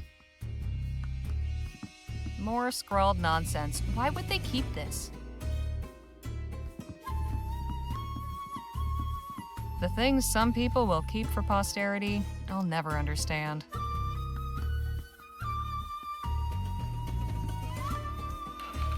Lots of extra glassware. Nothing I need. Some old bearded guy. The plaque says Galileo Galilei. Lots more books. Mostly about technical subjects. Nothing that would help me locate Clark's stash, though. Even more books in here. Some novels, poetry books, and what's this? Looks like a diary. Nice to know Clark had a... The final entry is bookmarked with a letter. Definitely worth a read. But first... Yeah, we got a diary. Yeah. March 13th, 1845. I am embarking on a new project, which means a new journal. Here I will record my notes and observations from a series of experiments on the generation and application of etheric energy. I believe it can be profitably harvested from the very air and harnessed for an immense number of beneficial uses. I see the streets of Lamplight City aglow, not with the smoky flicker of flame from burning costly oil, but with bright etheric light from lamps that never need fuel. I see compact, efficient, etheric engines replacing the bulky and limited diffusion generators that drive Her Majesty's airships. I see our nation's mills and manufactories humming, kept in motion, not with the sweat of the brow or the belching of fumes of coal fires, but with the clean, abundant power of ethericity. The applications are limitless, but before they can be realized, I must turn my attention to the practical problem of efficient generation, not to mention safe, reliable storage. Even if energy can be summoned from the atmosphere on demand, some intermediate storage device will be necessary to absorb the excess and release it in a controlled fashion. Absent such a mechanism to modulate the unpredictable flow of raw power, the effect would be akin to cooking one's breakfast by exploding a stick of dynamite. Tomorrow I must visit Cunningham's to order glass tubes and ampoules, as he always takes weeks to deliver. I hope he also has magnetite on hand in sufficient quantities so I can start experimenting with it right away. But I will try the iron filings first. If not, down to last spool of copper wire must pick up more, and I must stop by the offices of the Gazette soon to circulate an advertisement for a new assistant in the weekend edition. Much to do. January 19th, 1846. Some days the work has been maddeningly slow, and some days it seems we advance by leaps and bounds.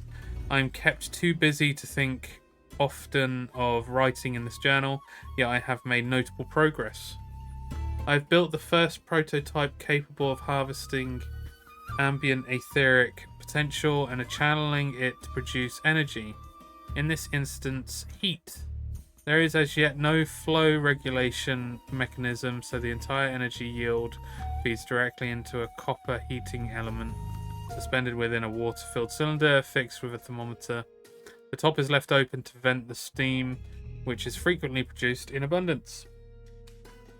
In future, naturally, the entire heating coil steam tube apparatus will be replaced with another assemblage capable of converting the ethericity into useful energy to generate light, say, or mechanical motion. The prototype does not appear capable as yet of generating heat beyond the material's tolerance. However, I have reached the limits of this particular configuration.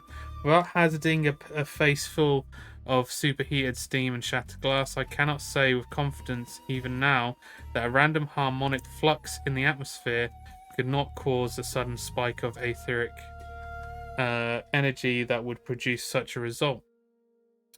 Now that the principle is proven, we must experiment with introducing a regulator to throttle and control the flow, for both safety and practicality. There remains the not inconsequential matter of funding.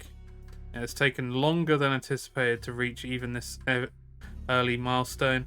Beyond the initial outlay of equipment, I had not accounted for the necessity of covering rent on the old Turnbull. Yeah, okay. I have already removed from Mrs. Gladstone's modest but comfortable lodgings to the garret over the storehouse, a move which has proved economical. Yeah, economical. I fear I did not give Miss Gladstone's Sunday roast quite the credit I now realise in want of them was their due. Despite the savings thereby afforded by meagre reserves will soon be depleted. Yeah. November 6, 1846. At Frank's instigation, I have embarked on a program of fortnightly public demonstrations of our apparatus. A brief lecture on the principles of aethericity, followed by a practical display of the generator's operation, is offered to all comers, or as many as will fit within the storehouse, free of charge. I confess that at first I regarded this pageantry as a distraction from the work, a senseless bit of spectacle to dazzle simple tradesfolk and labourers who occupy this district. However, Frank persuaded me that attracting an investor would require some measure of transparency. As to my research, and while it is true that most who attend the presentations come seeking thrills rather than any intellectual or financial engagement, last month's published proceedings of the Vespuccian Royal Society of Natural Philosophy contained a mention of rumours of research into the generation of etheric power by a Mr. Clark of Turnbull Street. I'll leave aside that they misspelled my name and omitted my title. And since they did accurately remark the address of my laboratory, perhaps one or two of those learned gentlemen might be persuaded to visit and see my work. February 2nd, 1847. With the introductions and endorsement lately extended by Mr. Nethersole, that was the guy that wrote the letter, second vice president of the VRSNP. I have secured connections sufficient to gain my place in the etheric pavilion to be installed at the Lamplight City Global Expo this very summer. Not only will I have the opportunity to demonstrate my etheric generator before a grand public audience, as a condition of my participation, Harmon and Grove, chief sponsors of the exhibit, have tasked me with consulting on the design of the pavilion in terms of requirements as to technical equipment, layout, accommodations. So he was asked to get it fitted properly. The flow regulator remains at most priority. We still have some months left to resolve the superheating issue. I have high hopes for the finer gauge electrum filament. Strikes me that whatever investments and explorations these firms have heretofore conducted in the sphere of ethericity, there are really very few individuals to whom they might turn. There's a generator, electricity, and it seems to kind of like be repeating itself a little bit with certain bits of this. I think this is like I'm meant to skim read a lot of this stuff to try and find what other things. June 6, 1847. Horrors beyond uttering. I can hardly bring myself to write them here. Frank. Poor Frank. Your mother will not open the door to me, and I cannot say I fault her for that. I will send her your 3 months' wage by post. Paltry sum for a life, but all I have to offer. Wait, was this before? Oh my god. Okay, so he killed someone before. Oh dear, that's not good.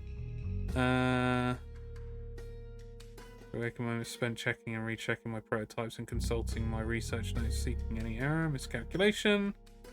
Police will neither return nor allow me to access the remains of the exhibition model. If only I could inspect it, I might find the manufacturing flaw or defect in material. Oh god.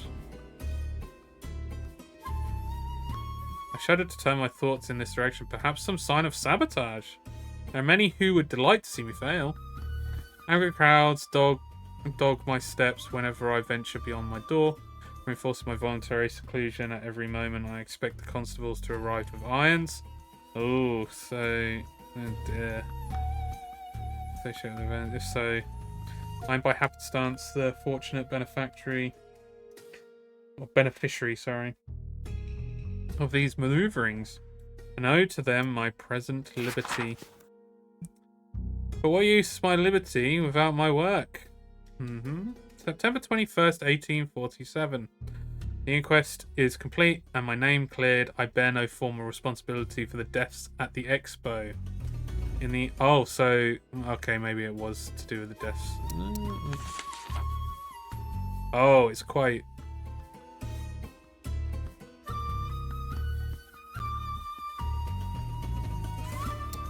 Okay, so there's just a bit of a skip in time. So this is after it happened. There we go. No formal responsibility of the Desert Expo. In the eyes of the city of New Britannia, at least her people are not so gracious. Laborites in Parliament are taking advantage of public furor to press all the more stridently for a blanket ban on aetheric research, which I'm certain the Prime Minister will be too glad to sign. Strength an argument for if I am not some murderous monster guilty of horrific malpractice and aethericity itself must be dangerously unstable and unsafe beyond the power of any man to control it. Fools! If they but knew what miraculous possibilities they foreclose with their ignorance and fear, sometimes the scientific truth emerges, which the world is not yet ready to hear. Was not Galileo denounced as a heretic in his day, only to be vindicated by generations yet unborn? E per se move. I don't know what that says. It's clear that whatever I am to do next, I cannot do it here. I must leave the city. I will go west. Even if total prohibition becomes the law of the land, law's hold is somewhat looser at the nation's virgin fringes. The desert has traditionally offered refuge to visionaries and hermit eccentrics. I can continue my work there, away from the throngs. I've come too far and glimpsed too much. Had to give up now. Road of progress was never a smooth one. Needs to continue. January 16th, 1848. My new laboratory. My heritage, my sanctuary of science in the wilderness is complete. Moving out here has been an adjustment for want of the various municipal amenities upon which I was accustomed to rely. My resourcefulness has been sorely tried for ample hydration for bodily needs as well as for hydraulic pressure. Okay, yeah. These labours I undertake alone. I'm willing to venture so far as engaging another assistant, but solitude was the point of this relocation, was it not? I believe the desert climate agrees with me. Yeah. I am not wholly severed from my fellow man. The small settlement of Rosewater is but a short distance away. Should I need to call upon any of civilization's necessities? While I was timid of my reception at first, I have found the people here rather more open-minded than those back east, and I have begun giving occasional lectures and demonstrations for small audiences. Okay, so this is where it all began, with people seeing it and wanting to follow it like a cult. In the desert, I am made anew. Yeah. May 24th, 1849. The fools! They've done it. They have sliced off their own nose and stamped upon it as it lay bleeding in the dust. Despite our Prime Minister having won re-election in defiance of all decency and good sense, has moved swiftly to deliver on campaign promises and signed a total and immediate ban on all practical research, experimentation, and development of etheric technology. It is a dark age we live in, and thanks to Leroy, and those Laborite technophobes, it will stay that way. It is not yet clear what the repercussions will be out here, so far from the halls of power. I have no wish to tempt fate, and I have ceased all public display of my work, but will they remember the mad Dr. Clark, erstwhile wizard of aethericity, and his self-imposed desert exile? Will they come looking for me like a scuttling bug? I must keep to the shadows. One day I hope to deliver the fire of aethericity to man, to lift him up from darkness and keep him in comfort and splendor. For this deed I can but hope that my punishment will be less severe than that which Prometheus endured. My work continues. Dude's crazy. The clock's not running. Must have something to do with that machine. Nice to know. No effect that I can see. Okay. Looks like a smaller version of the power generator in the lab. Mess with it. That didn't do much. Damn it. Some notes documenting the effects of ethericity on animals. They're signed by a Juliet Montgomery. A bunch of scribbles documenting the effects of ethericity on plants. Ah. That was in Lamplight City. Attached to one of those murders. The New Britannia Gazette. The lead article is about the upcoming Lamplight City Expo. Interesting how the follow-up is nowhere to be found. No idea what that is, but it looks complicated. Doesn't seem to be working. Doesn't seem to be working. Bottles of different colors. Nothing helpful. Just another one of Clark's weird toys. It somewhat resembles a telegraph, but what is this box for?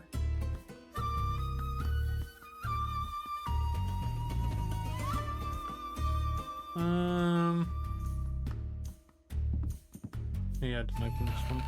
Nothing but empty vials and flasks. Vials. It's full of cloudy orange liquid. What murders? Damn, that's got a kick to it.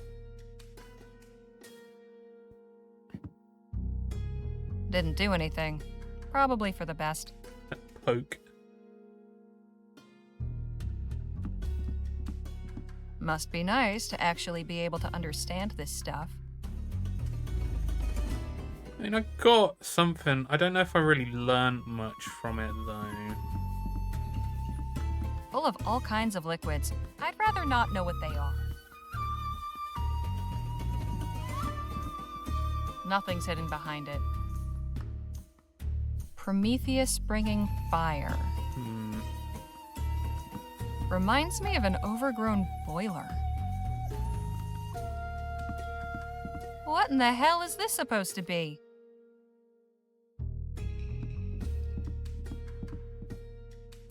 No effect. That did. No effect that I can see. Guess it just does nothing then. Is it trying to fool with me? I do have the.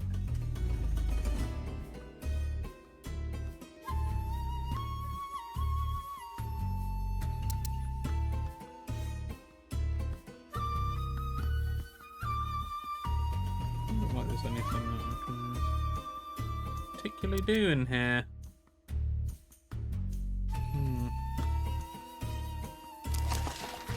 Oh wait, there was a letter. February 9th, 1850.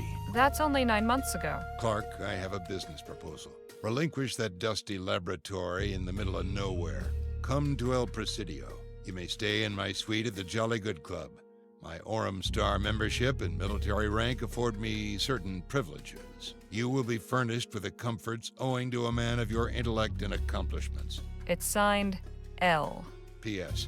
You needn't have any concern for your valuables, as there is ample secure storage in the room. One of the aforementioned perks. Interesting. Jake will want to see this.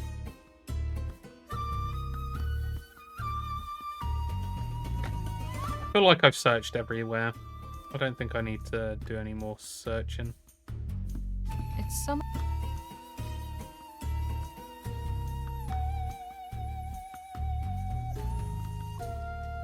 Yeah, I guess I'm getting out of here. I heard a big boom, and then they all went running toward the lab. That's where Phil went. Do you think? Hey, there's Holly. Do you have any idea what all this ruckus is about? Or where Phil's gone? Both, and I'll gladly tell you, but we need to get out of here right now. Right behind you, my dear. I feel like there's another way of doing this. I'm glad to see you all made it out of there in one piece. Likewise. Would you two care to explain what that was all about?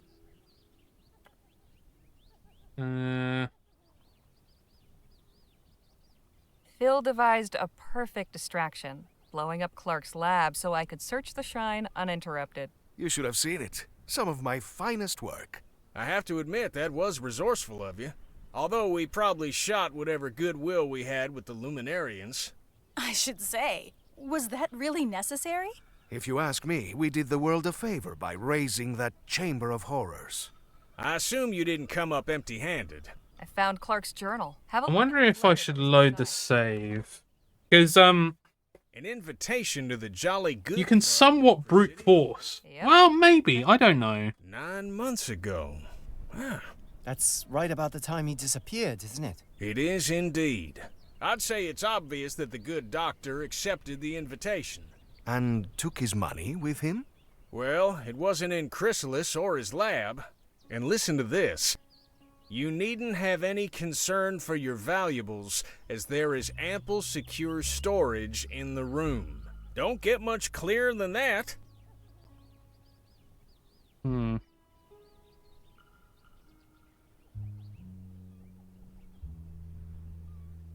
So we're following him to El Presidio?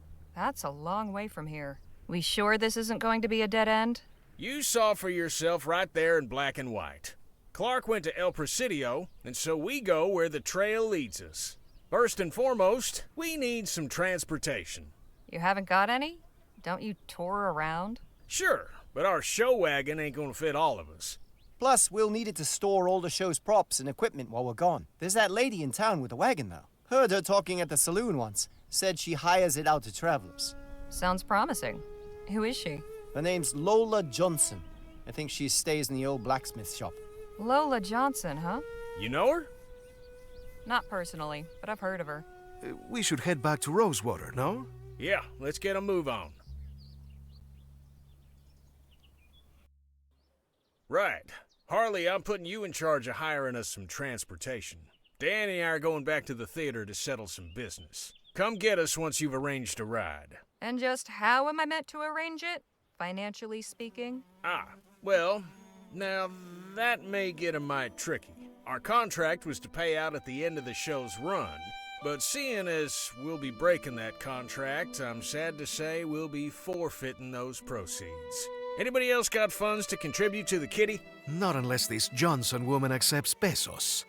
And I've few enough of those at that. I'm afraid I haven't got anything either. Harley, my dear, I'm afraid we must then prevail upon you to furnish the petty cash needed to get our expedition aloft. Seeing as you're the only other one of our posse who's currently in the position of being gainfully employed. And it goes without saying, but you'll be fully reimbursed once we find what we're looking for. On top of your share. With interest. I certainly hope so. Wonderful. Well then, we'll be seeing you later. What about you two? I think I'll pay Dr. Sedgwick a visit. It's been ages. And I owe him proper thanks for his care. See you in a bit, Harley.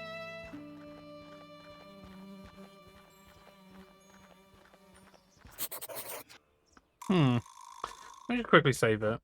Oops. Save game. George. Explode it. And I'm just gonna go back to this one. They have an automated irrigation. So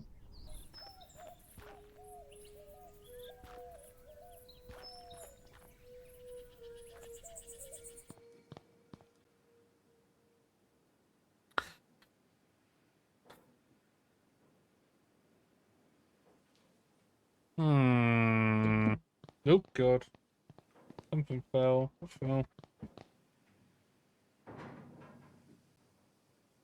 Oh.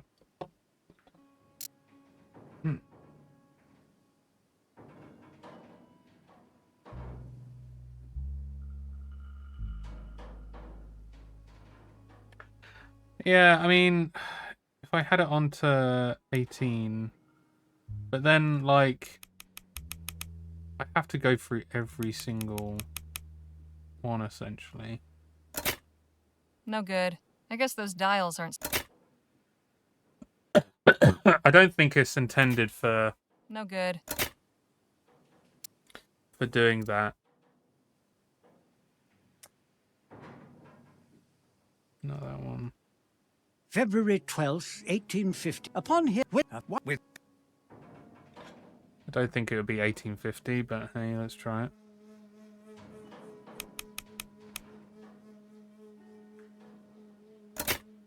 No good. I guess the... Hmm.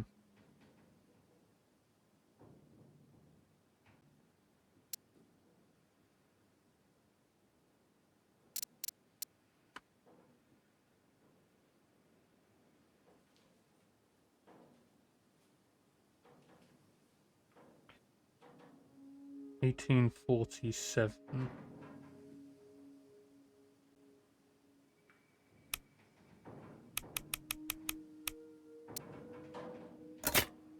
No good. I guess the... Oh, whoops.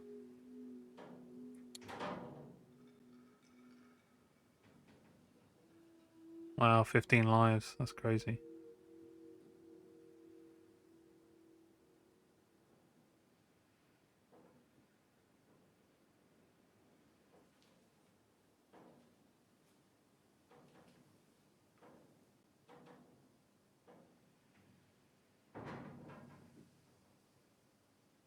You gotta be fucking Oh, hey kidding. Faye, how you doing?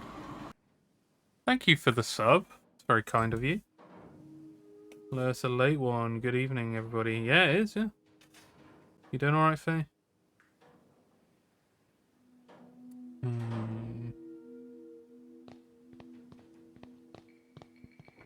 I can't see through. The window is too grimy.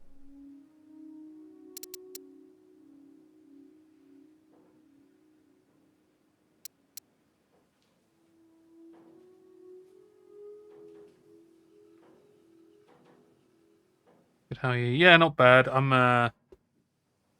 coughing a little bit, but yeah, not bad. This gives Broken Sword vibes. Yeah, it is a point and click adventure, and it's really good. It's really good. I suppose the art style is similar as well, isn't it? I never really thought about it. It's a good game though. It's a very good game so far. Trying to figure this out. Did I write something down in here which could give me an idea?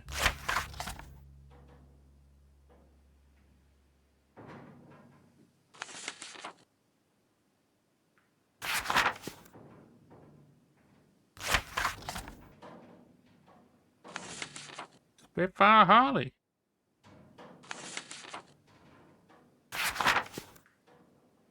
No, nothing here.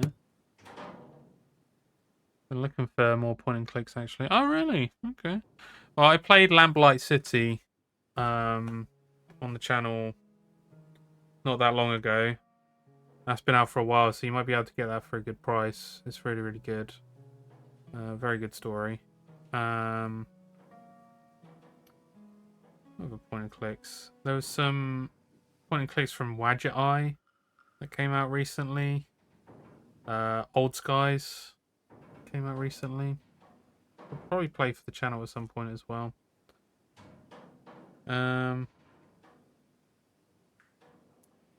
There's a train-based one that came out that I actually bought and I haven't played yet, and it would have been another good one for stream. But yeah, what the fuck was it called?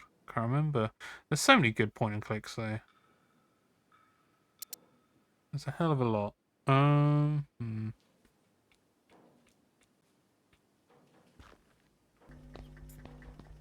have a feeling it's going to be like Plato's birth year or something like that. Because this guy seems to have a hard-on for it. February 12th, 1850. Upon hearing news of the when they hounded you out after enduring such a trying year, I know how much building that lab out there. One day when rationality again prevails in the halls of government and this silly thing is lifted, with warm regard. P.S. How you managed to rig a TT-180 console to control both your equipment and door mechanisms. But what would it be? Ooh, this is quite difficult, huh? Yeah, hell yeah, fair. I mean, let me have a look at Plato's birth year.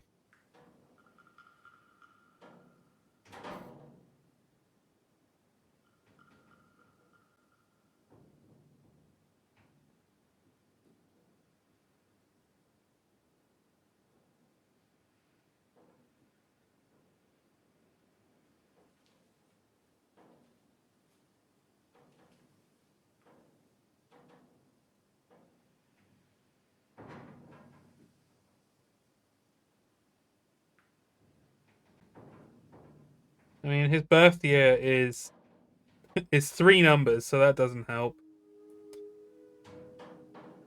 He did mention 8. Maybe it's just all 8s. It said 8 was a good number for him, or one of the numbers. It won't turn.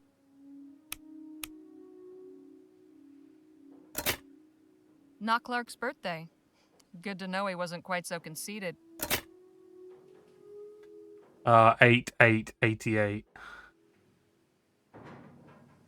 What the fuck would it be then? So what was Plato's again? Plato's was 428 to 427 apparently. So could it be 8427 maybe?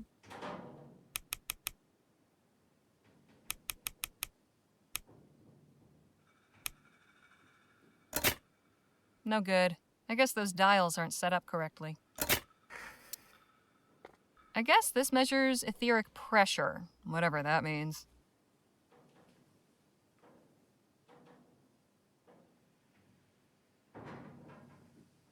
Kind of stuck in a Fortnite Disney rut, so it'd be nice to have a point and click. Yeah, I get having those times as well where you can just have games that you just continually go back to. I do wish I had those kind of games at some point as well. No Steam sightings. You're right. I'm stumped. This has stumped me, because guaranteed there is a solution here that I'm not seeing.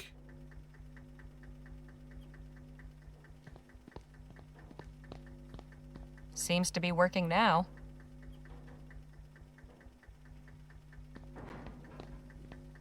Just a bunch of useless... I can't begin to fathom what these Nothing of use. I can't... Not...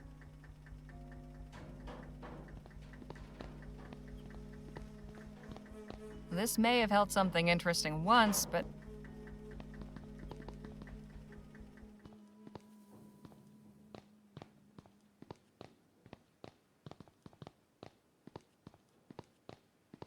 Fire extinguisher. At least Dr. Clark practiced fire safety. Books are never useless. You just don't know what you need them for yet. Yeah, I would have figured they'd look. At the very least, look. You can't really see through the porthole. Too dense in there. Looks like it's connected to the door somehow. And that wire runs to the console back there. Yeah, I know it's all connected. It's all connected. It's all connected to the wire. There's about 2 inches of dust.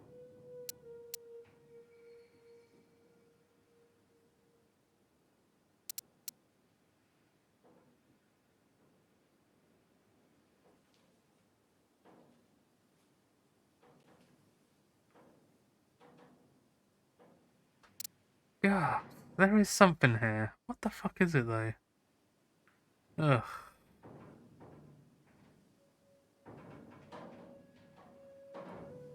Absolute arsehole of a game. It's frustrating because I really want to. No. Whew! That'll put hairs on your chest. Professor Xander Coltit III. I'm sure that's the case if what ails you is sobriety.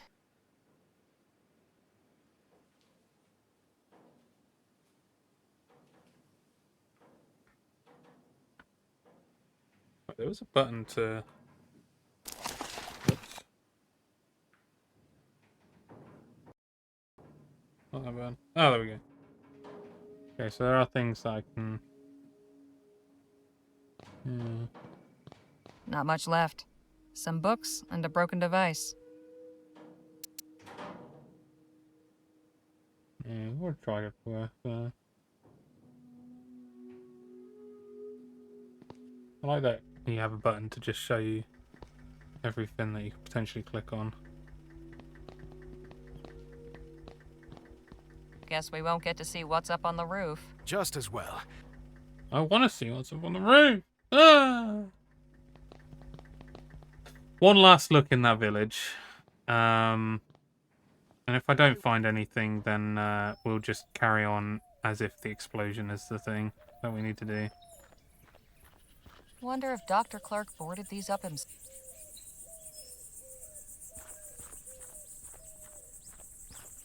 Must take ages for any correspondence to get out here. Dr. Clark...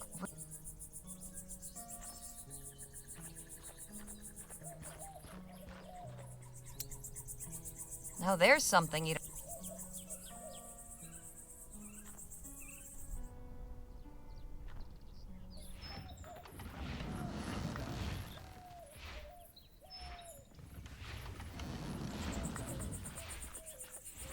Not very intimidating.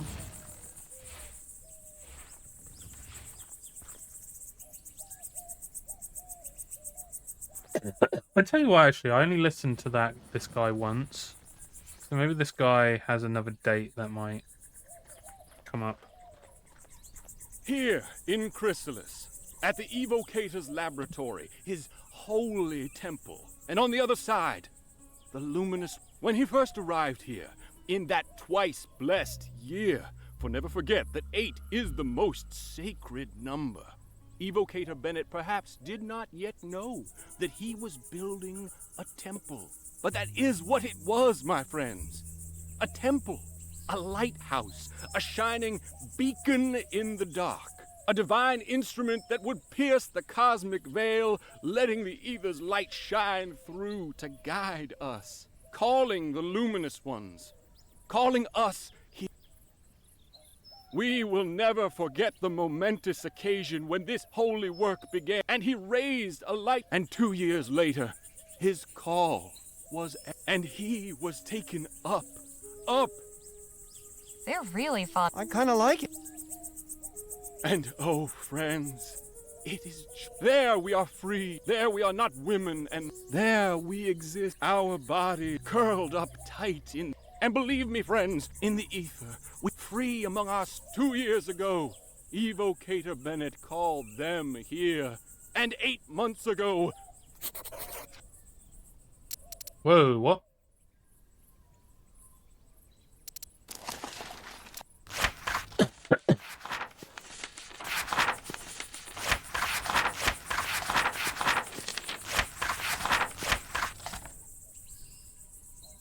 I figure that's what... Oh, wait. Yeah, okay. I figure that's what happened to Dr. Clark, which I suppose means he's dead, but they say you can't take your money with you, so it must still be down here somewhere, right? Can add numerology to the list of Numerian obsessions. They go into raptures over the number 8, which they deem sacred, and how it looks like infinity and a butterfly, and so forth. They're especially fond of butterflies, flowers, and rainbows. Their pretty butterfly gardens thrive, while crops a body could actually eat wither in the fields. They say Dr. Clark built his lab out here 2 years ago in a twice blessed year and was conducting some kind of exotic research up until he transcended and was never seen again. In a twice blessed year. So twice blessed, there'd be 2 8s. So 18 something 8 or 1880 something would be twice blessed. Well, let's have a look to see this right here. February 12th, 1850. Should we say 1858 then? I feel like it wouldn't be 1858, but maybe 1848.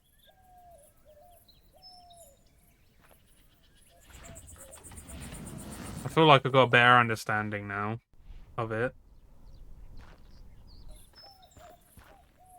Maybe if I try 1848.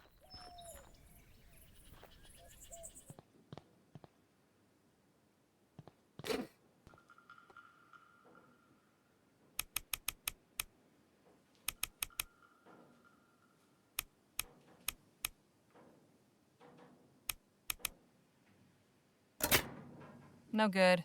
I guess those dials aren't set up correctly. How about 1858? No good. Twice blessed year.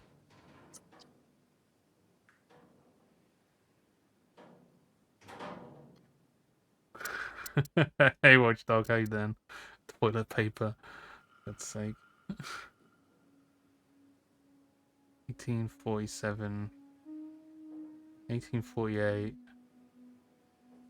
49. 1850.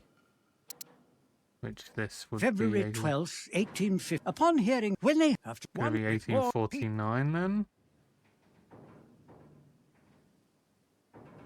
Oh, I've got this on the wrong one. For God's sake.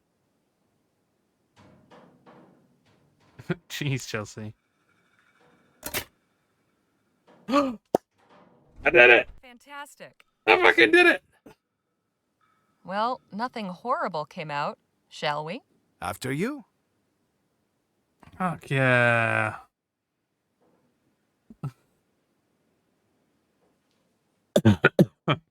Bloody hell. I knew that. Oh my god, what the fuck is going on in here? Santo cielo. What in the ether happened in here? I do not know, but I am not going in any further. These mannequins are disturbingly lifelike. This one's posed like it's reaching Poison for Ivy, something. it definitely seems so, Clark's doesn't it? research involved playing with life-size dolls? Que locura! This pumpkin is thriving, despite being sealed in here with no water or sunlight. There is something very unnatural about all this. Ripe and juicy tomatoes. How can they grow without any soil? Easy. Devilry. Devilry. Squashes look healthy. Some huge green bean pods. Ooh. That mannequin's head fell over here and has been wrapped up by a tomato vine. This might be of interest to our friends in Chrysalis. Completely overgrown. Probably for the best. Ripe and juicy tomatoes. Right, well, I think we've got everything I need here.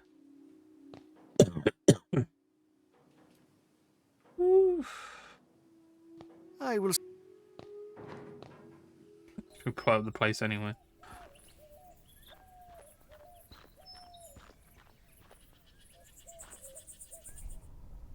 I'm in good stand with the Lumerians. Not that I really cared about them at all, but also before I go, I am actually going to take this handle. So I want it, just in case. I'll have this handle off in a jiff.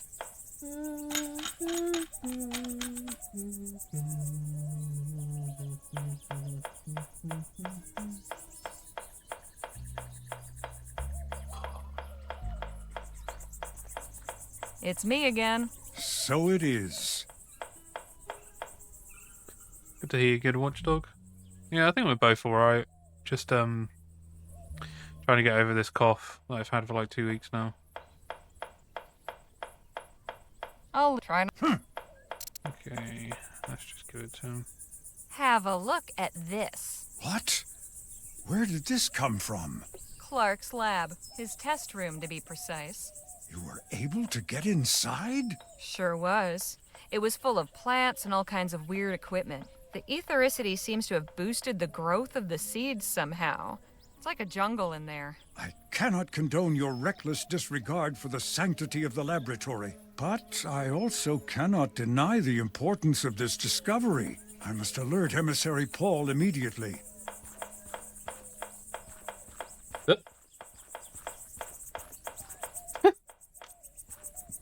I'm just hobbling away. I'd better be quick. No telling when that chump might come back. Yeah.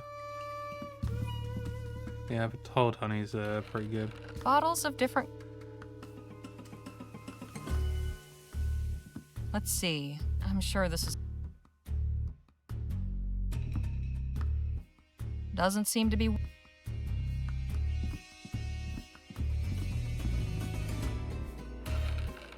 Lots more... And what's... Okay. Oh. I should have known. Get out of here this instant, degenerate! Don't you dare try any more trickery, or Emissary Paul will hear of it. At least I found what I was looking for. Goddamn. Alright, well. I'm gonna read it right in front of him. Even though I already read it. Get out of beer. Ah, damn. It's actually said that I need to get out of there. Let's go over here. The final entry is booked. Yeah. So I did already read all of this.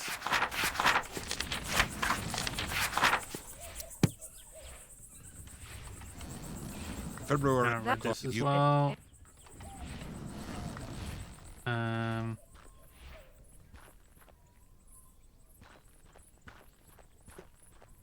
How are you holding up, Jake? Oh, just fine, just fine. Hey. What's going? So I already asked him about this. Wait, where am I meant to be going at this point? February Clark, I have you may stay. You will be. It's signed. P.S. So I've learned what I need to learn. I guess do I go to Phil?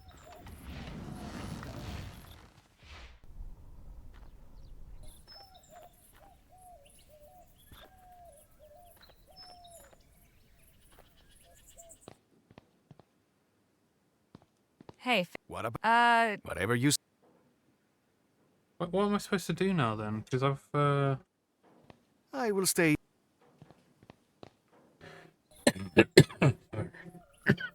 God.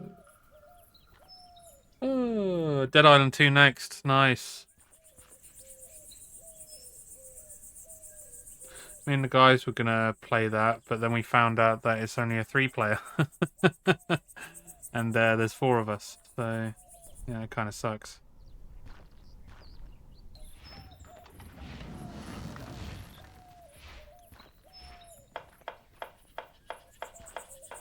All good with... Yes. Oh, maybe I just need to flat out give Jake the letter. Whoops.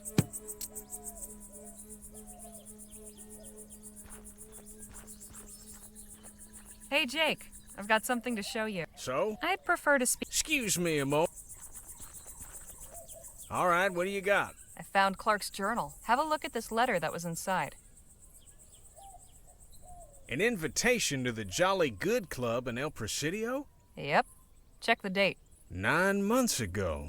Ah, nice sleuthing, Harley. Let's round up the others and say our goodbyes. We need to plan our next steps. Leaving us so soon? But you've only just arrived. We appreciate the hospitality, but it's time we moved on. If your journey must continue, then so be it. But we cannot thank you enough for your discovery of Evocator Bennett's etheric cultivator, Miss Leger. Once we relocate and configure the equipment, our crops will surely flourish. That's great to hear. I hope you'll all be well fed this winter. Know that you will always find welcome in Chrysalis. Farewell, my friends. Odd bunch of folks, but quite charming in their way. I, for one, am glad to be leaving. Yeah. Here. Have we finished our business here, then? Harley turned up Clark's diary. More importantly, I found a letter inside inviting him to the Jolly Good Club in El Presidio. It was dated 9 months ago. That's right about the time he disappeared, isn't it? It is indeed. I'd say it's obvious that the good doctor accepted the invitation. And took his money with him? Well, it ain't here, or in his lab. And what's that postscript in the letter say, Harley? You needn't have any concern for your valuables, as there is ample secure storage in the room. Don't get much clearer than that. I like how there's like a clear defined ways, two different ways that you can go about a lot of this. I never really thought about it, but it definitely is the same kind of gameplay element as Lamplight City. Lamplight City was very much, you could see it though. It's like you could see that there's ways of solving the case. Well, not really solving, but choosing who you think is the actual suspect for each of the cases, but it could be wrong. But then you do the extra legwork, and you end up getting the right person or doing the right thing or whatever. It definitely you can definitely see this in here. Well, it's harder to see actually. I only just realised that it's doing pretty much the same thing, just a bit more secretly, which is very cool.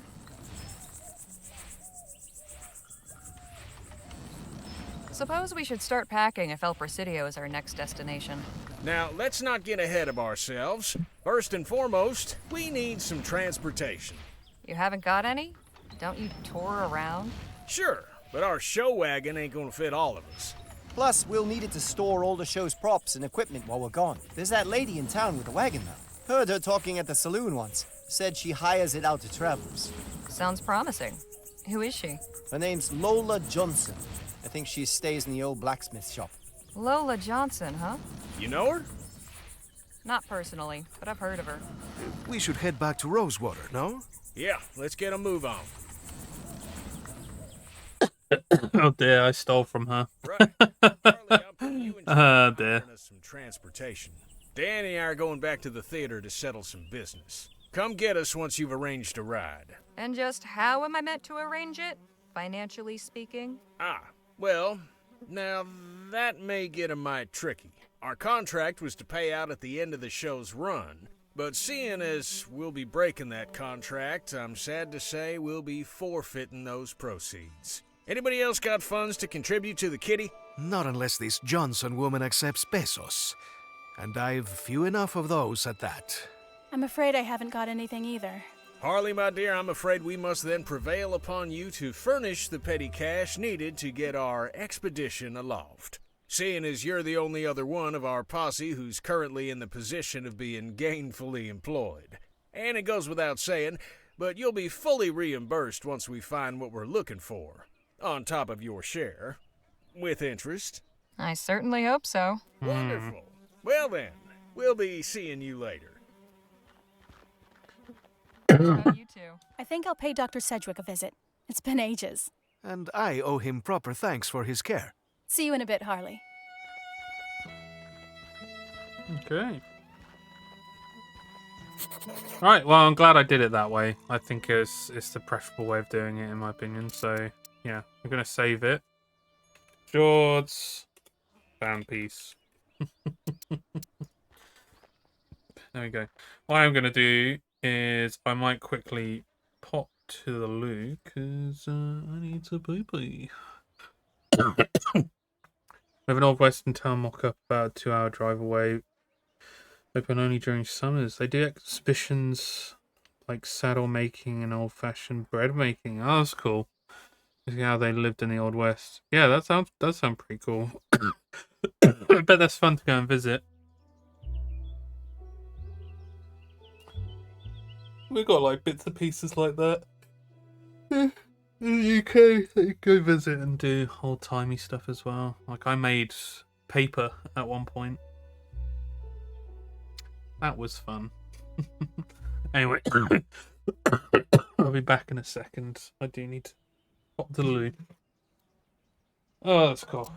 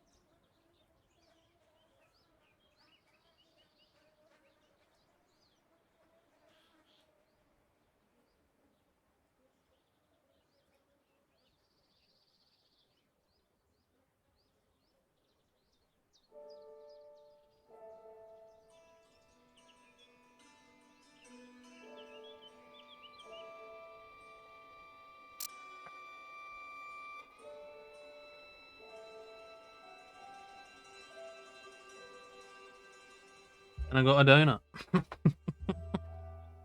Because I am a donut.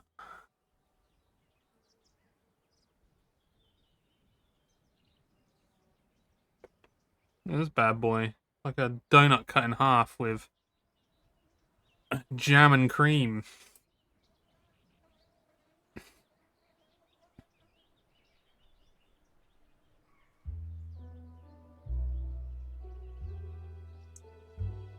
Jelly-filled donut. Yeah. You guys call it jelly. We call it jam. You're bringing up the whole class. Hell no. Oh.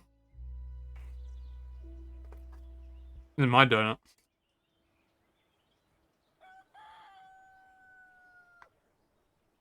And it's a very tasty donut. Hmm.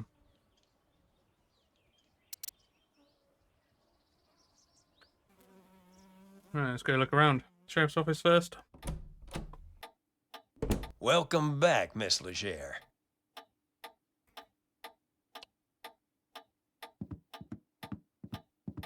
Hey, Sheriff? What can I do you for?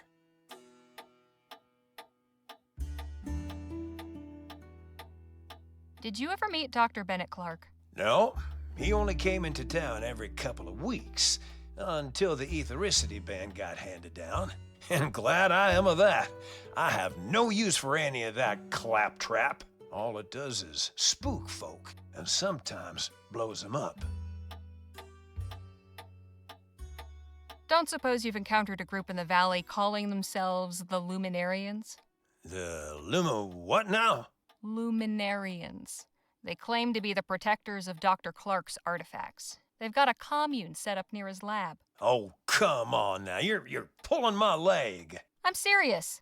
Well, so long as I don't get up to nothing in town, they ain't my problem. Thanks for the chat, Sheriff. Come back anytime. Enough.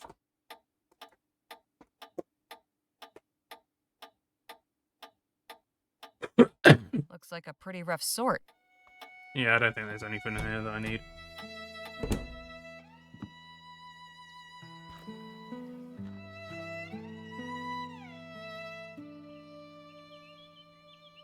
Right. Decision? Ah, Miss Leger, it's good to see you again. Nadine and Mr. Marquez were just telling me how you all were acquainted. Please do continue.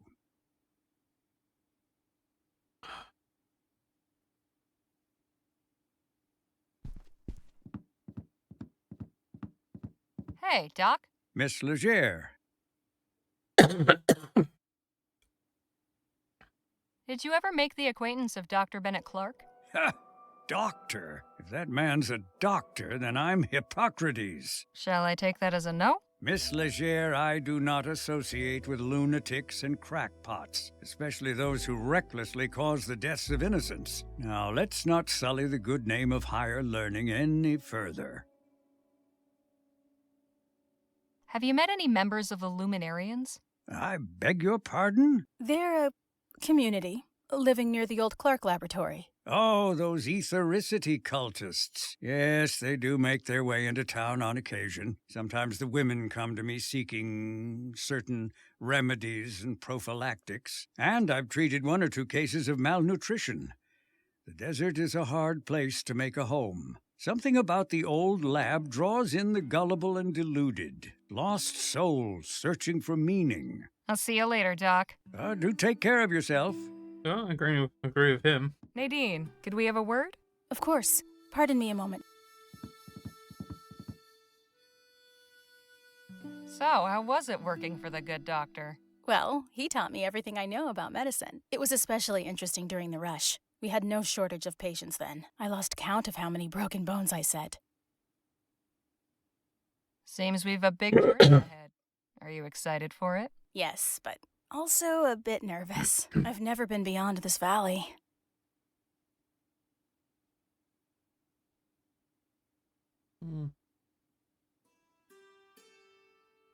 You'll be all right. We've got a good group, and we'll look out for you. Thank you.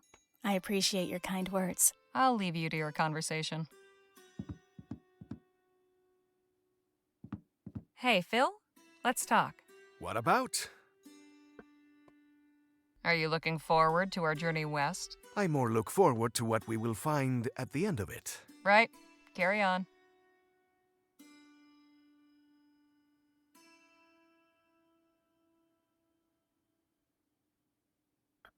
Broken Bones by Love Inc. What is that? Oh, God.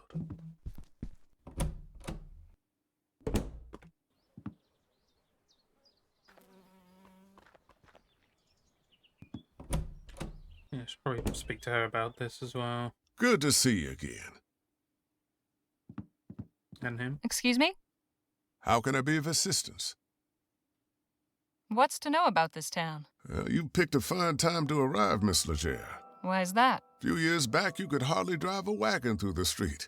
It was so full of folk coming and going. I'm sure you've noticed that's no longer the case. So where did everyone go? Wherever the Orem actually is. I guess I didn't speak to this guy. There's still some prospectors hanging on, convinced they'll find something everyone else missed. I'm sure they'll all come to their senses eventually. If they all go, where will that leave you? Why, getting by, I imagine.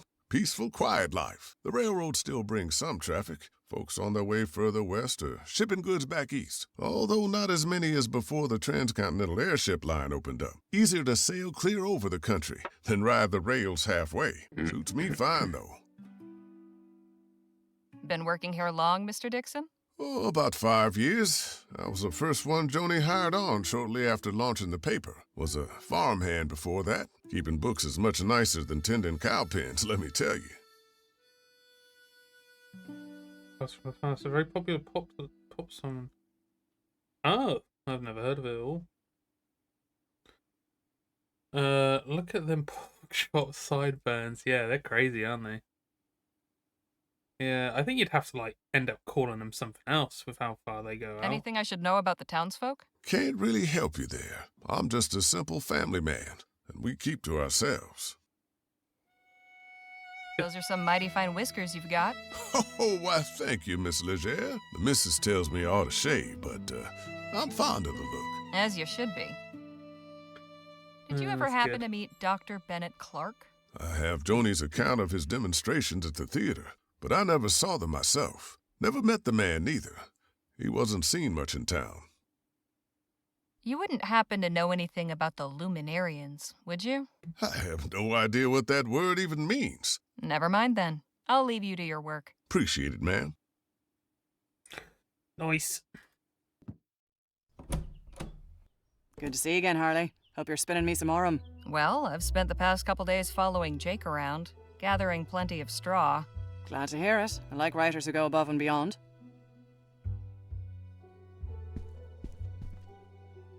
What do you need?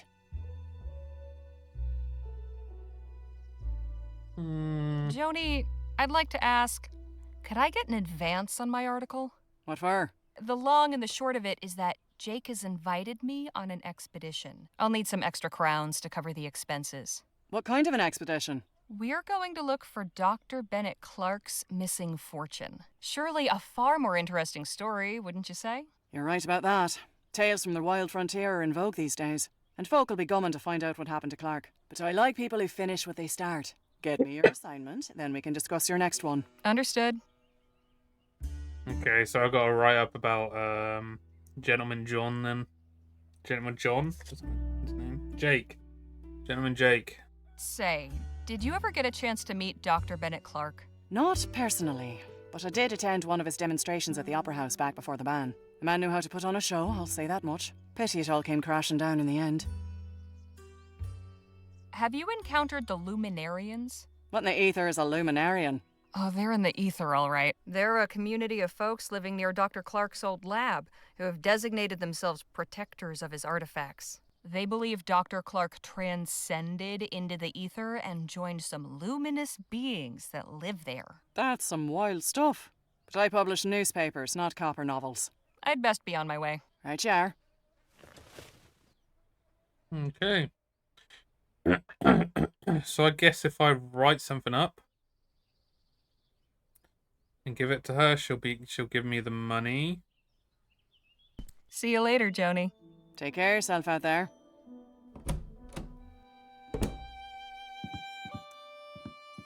Maybe if I go to this typewriter? Ah, there we go. Right article. Not sling me out the window, yeah. All right, let's get this thing knocked out. But first... I thought she was about to chuck that out the window. Okay, time to bring home the bacon. The big question, how to open?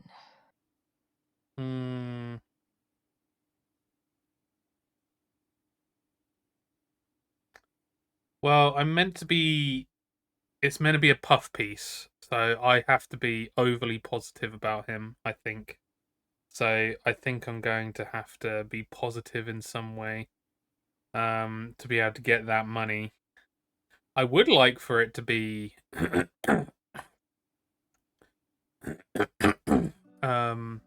interesting in some way.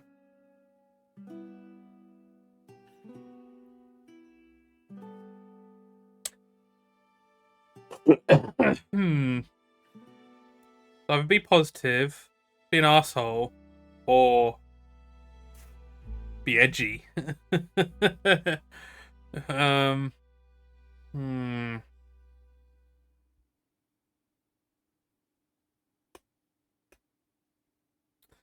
Suppose I could always reload again. Yeah, it is cool you get to pick.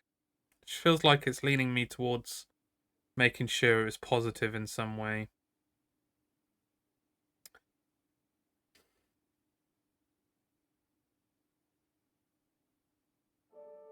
I know, yeah.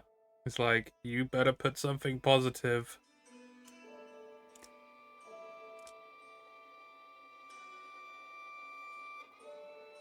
From the moment he rode on stage astride a huge, steam-spewing mechanical horse, it could not be denied that Jake Ackerman was more than your typical copperpenny showman. Following that outstanding overture, Gentleman Jake's Wild West Spectacular proceeded in a similarly gobsmacking vein. Now, the middle section needs to recapture the reader's interest. Let's see.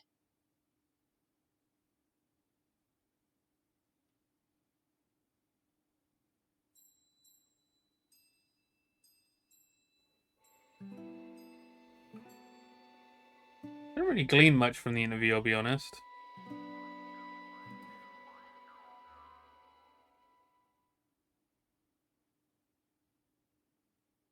Yeah, his escape plan was a bit shit, so that's not good. Jake's attitude.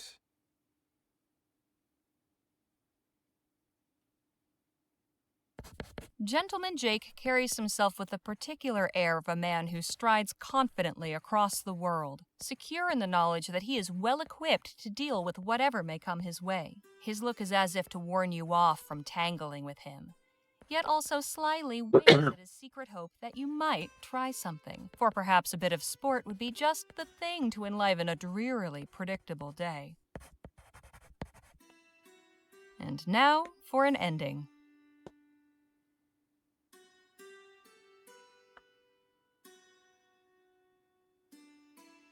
I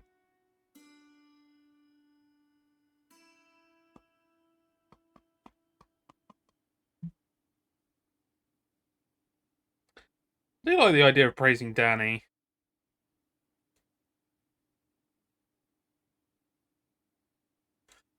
But praising Rosewater would be really good as well.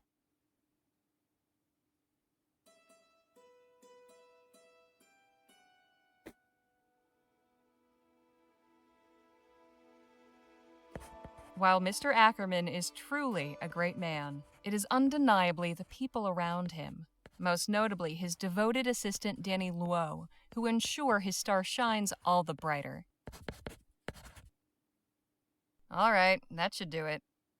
Now, what should I title it?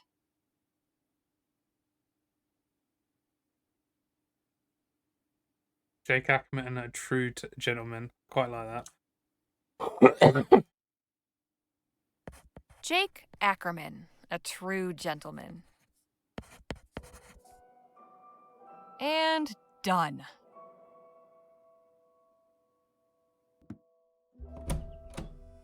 Hello again, Harley.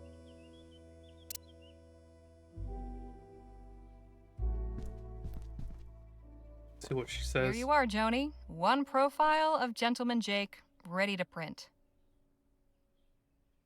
Let's have a look.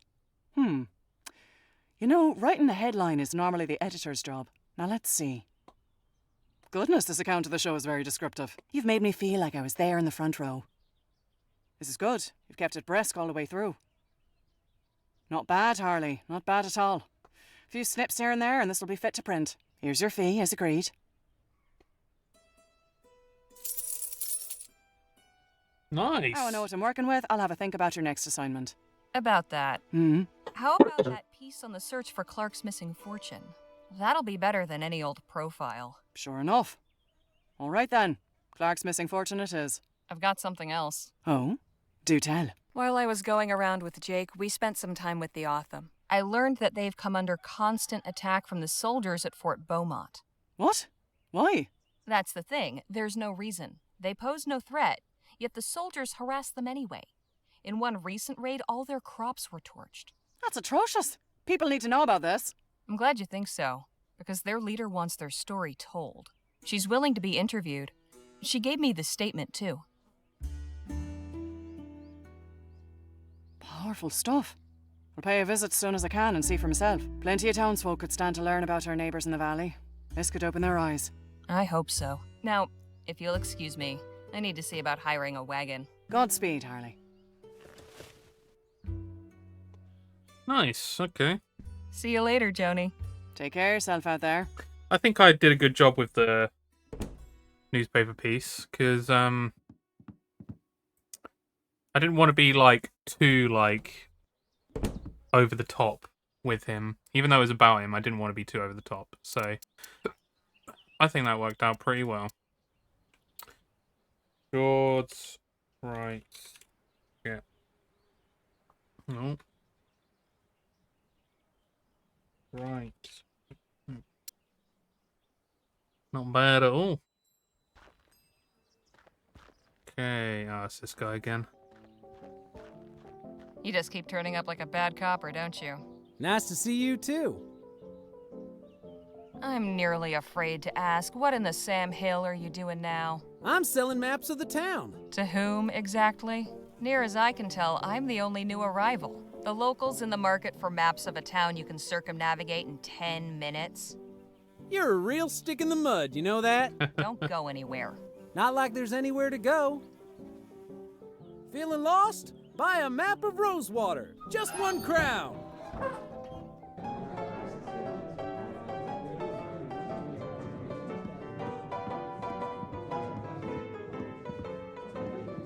I bet that piano hasn't been tuned since the De Leon administration.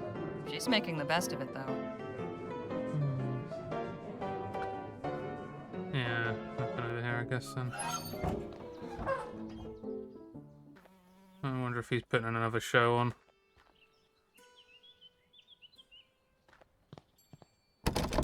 Locked.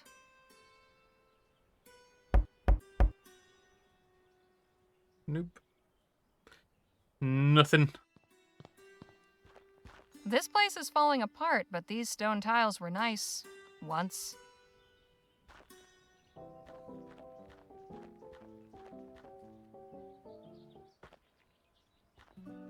Alright, I suppose I gotta go speak to this woman at the blacksmith.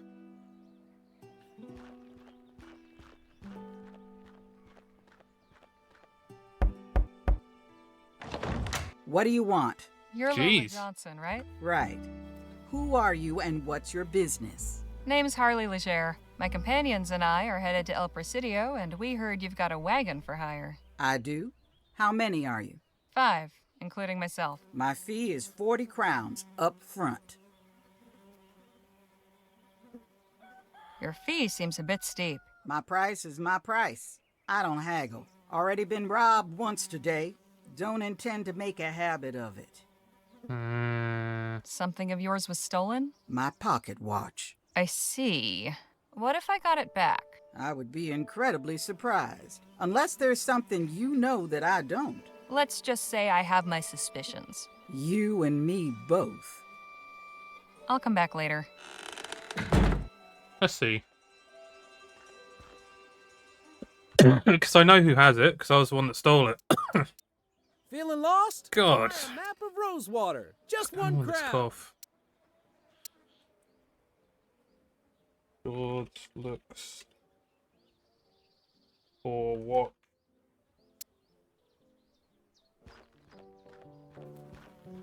Hey, kid. Yeah? You have something that doesn't belong to you. Could you be more specific? Lola Johnson's watch. I want it back. No can do. You swiped that watch for me fair and square. Persuade, it's in your best interest to give me back the watch. Bribe, how much do you want the watch back? Threaten, give me the watch or I might do something I'll regret. I think you'll find it in your best interest to give me that watch back. Oh yeah? Why's that?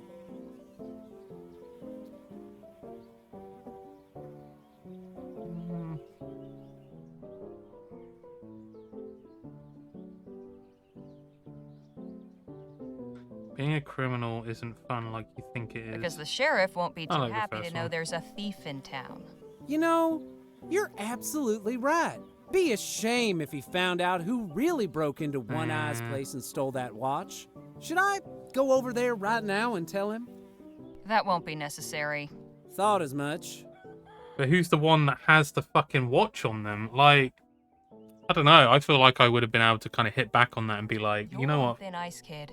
Hand over the watch or I might do something I'll regret. No, you won't. We're in the middle of the town thoroughfare. You lay a hand on me, and everybody and his dog will see it.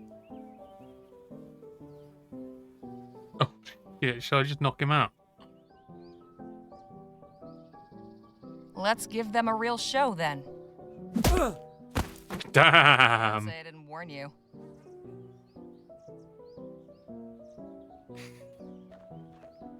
Here it is. I'd better get this back to Lola quick. Let's see what else I can do.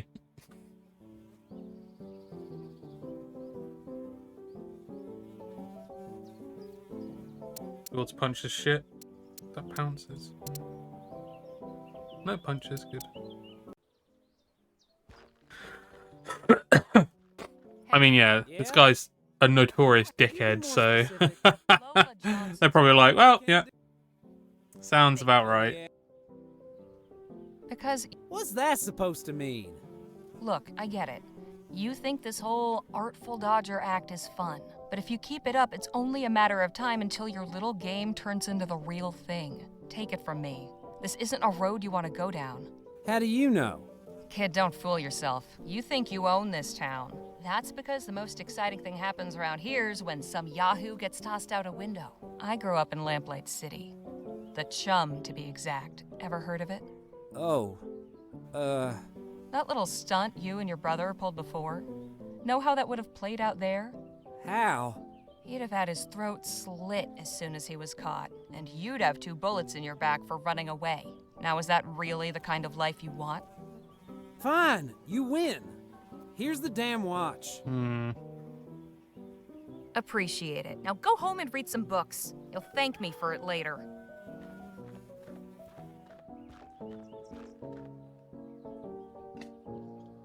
Ah, there you go. I got an achievement for that. Yeah, I think that's probably the best way of doing it. I don't know. I don't know whether it's like worth me going back and forth and seeing the different ways of doing it and then deciding that way, but and I kind of wanted to go the peaceful route, and then as soon as I saw, oh, punch him, I gotta see it. You gotta see it, like, don't you? So yeah, I don't know. Here, I believe this belongs to you. I'll be damned. Where did you find it? Jem had it. I might have known. Little bastard. Well, one good turn deserves another. I'll knock 10 crowns off my fee. 10 crowns? I would have, like, said half price for that. Come on. I mean, I'm the one that stole the watch, to be fair. But, I mean, I guess Here's I'm your down fee. for it. Good. Still got a good amount of money. Together and meet me outside town at sundown. We'll head out then.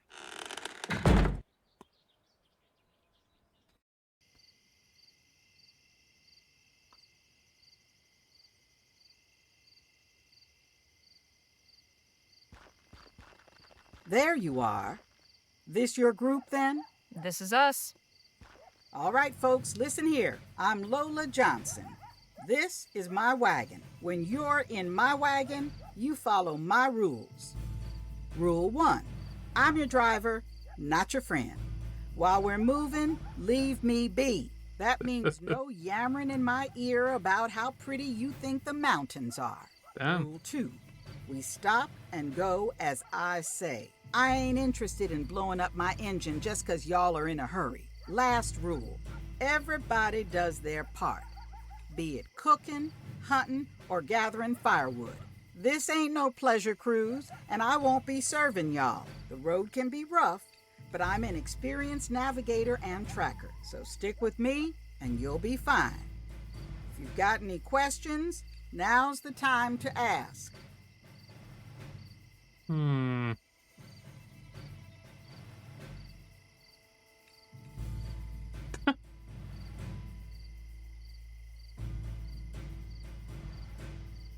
I don't want to piss her off, I'll be honest. I feel like asking any of these questions is just going to piss her off. So I'm going to say... You'll have no trouble from us. All right then, let's get a move on. Time's wasting.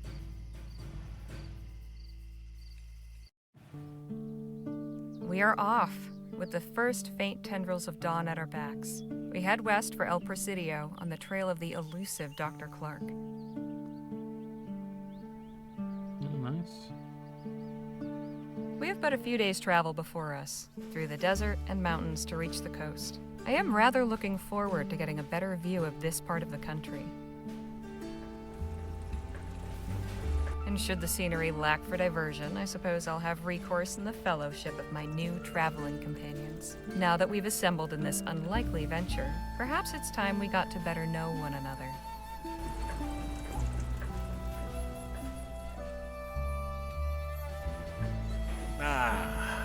Feels good to be underway at last. Yes, though I must admit I tend to become restless on long trips. Well, we got cards, books, and conversation. Plenty of ways to pass the time. Right, I guess we're chatting. Phil? Señorita? Will this be your first time visiting El Presidio? It will. I have heard many tales of this so-called Mouth of the West. I am curious to find out which ones are true. You're very polite, Phil, but please, call me Harley. What is wrong with Señorita?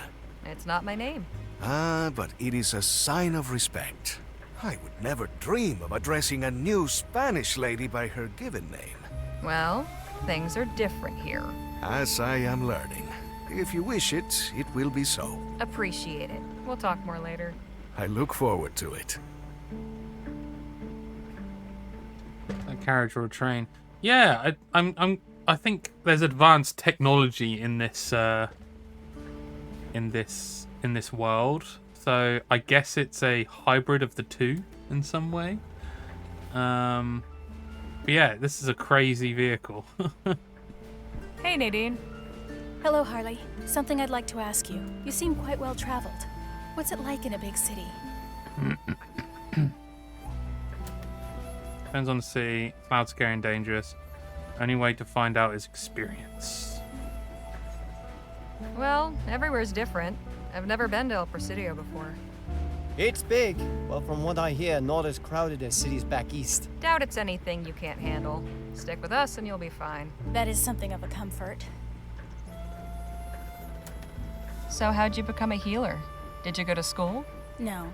I mean, I attended the missionary school for a few years as a child, but not to learn medicine. I was taught by Dr. Cedric, Rosewater's physician. I worked as his apprentice for nearly a decade. He was a wonderful guardian and mentor.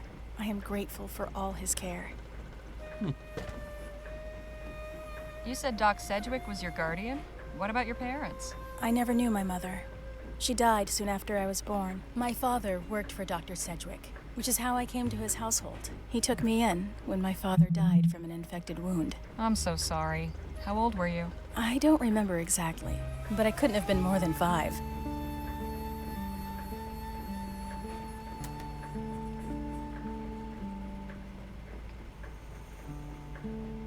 My mother died when I was young too, and our father took off long before that, so it was just me and my brother on our own. Oh, I'm sorry. That's all right. It's good you had someone to look after you. He was younger, so it was me doing the looking after. I'm sure you did an excellent job of it. I can only hope so. Oh dear. That's sad.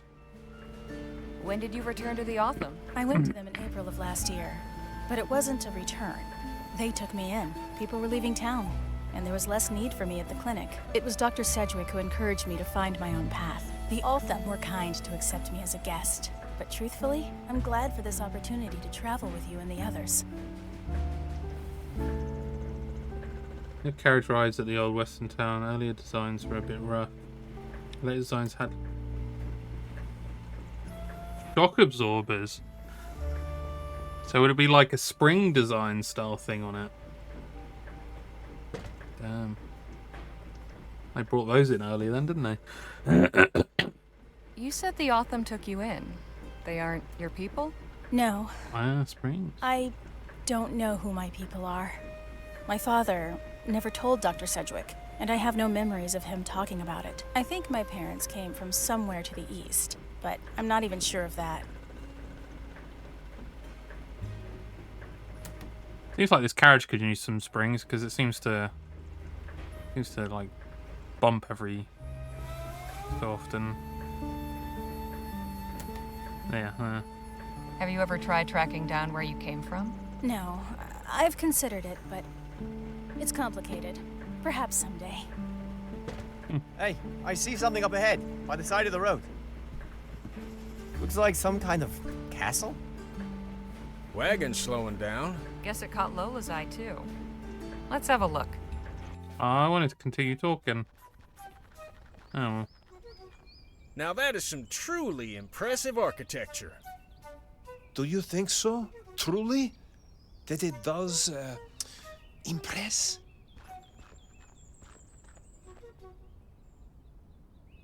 It's hideous. Is this your work? I am indeed visionary, architect, and sole laborer. My name is Vilja Sirkas. What you see before you is a monument to love. How do you mean? This is my marriage proposal to my darling Marta. Every stone you see has been placed by my hand with utmost care. Soon it shall be completed, and my castle will have its queen. Damn, feller. You're making the rest of us menfolk look bad.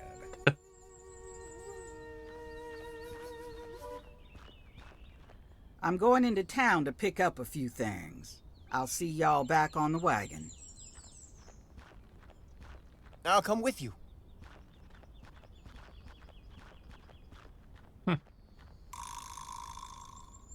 Cool. Pardon me, Mr. Circus? Yes, ma'am? We decided to build a castle. You're not from Vespuccia, are you? There's plenty of ways to profess your love. Why a castle? I am architect and engineer by trade. Building things is what I know. And my beloved Marta always loved castles.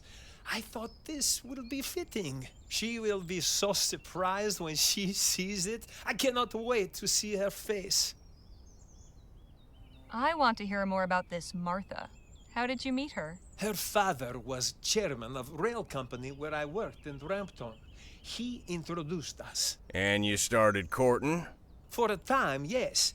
Then my work brought me to Western Vespuccia, but we have corresponded. I send letter every month. Hang on.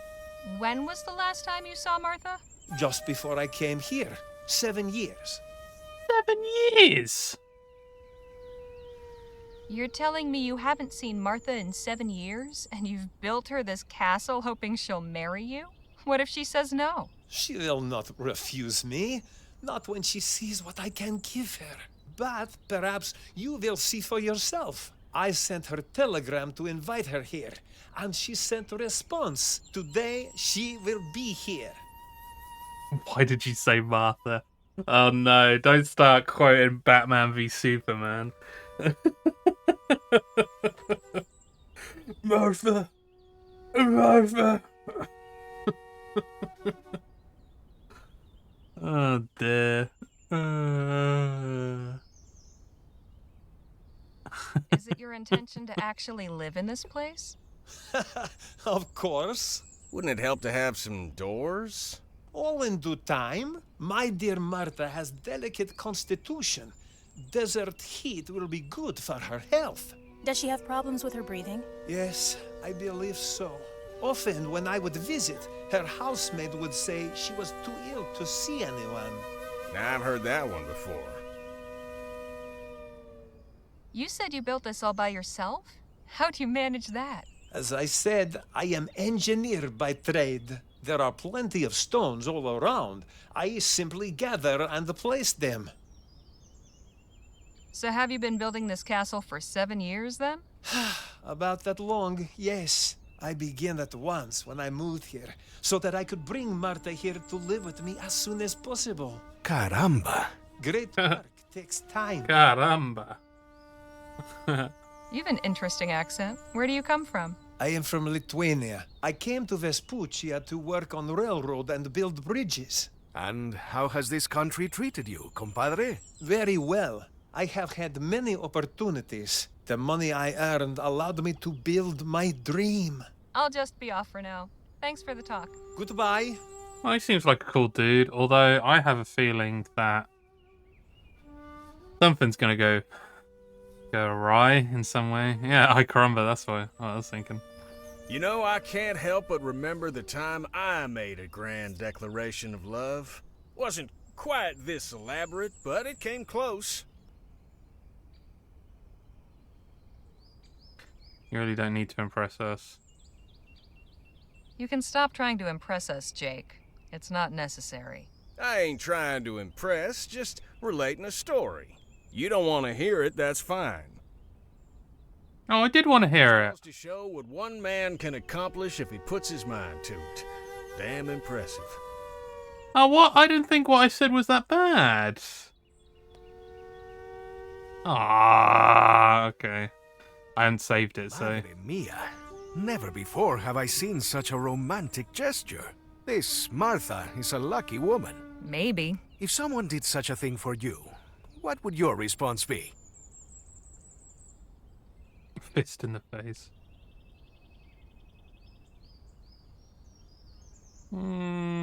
Gratitude, I suppose? Awe? I don't know. For such devotion to go unacknowledged would truly be a crime. Let me just see if I can load it, because I'm curious to know what he was going to say. Burbird's Castle. 2023. Fuck it. Pardon. Yes. There's... Let me just, But... You... I do... Okay. You said... Yeah. Oh. You... There we go, alright. You know... And what was the lucky lady's name? Meredith. She was something real special. Shame it didn't work out between us. Hope things go better for this feller.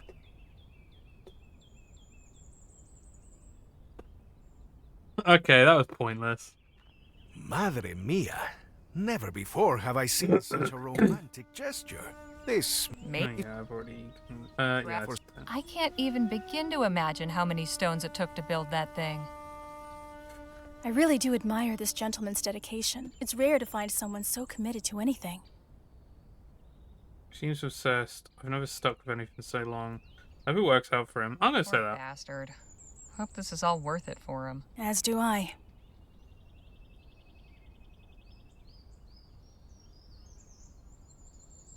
I suppose I can travel to the town. What's here?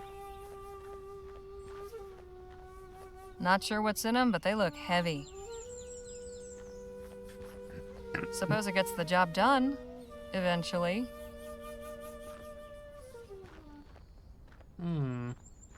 Harley, does it seem to you that something is not quite right about Mr. Circa's story? I had that thought, yes. I have a suspicion that the lady over there might have some clarification to offer. Oh, whoops. Accidentally clicked the right click. Yeah, I had the same suspicion that something's going on. We'll see. Fjords is sus. Oh, that sounds bad. Suspicious. There you go.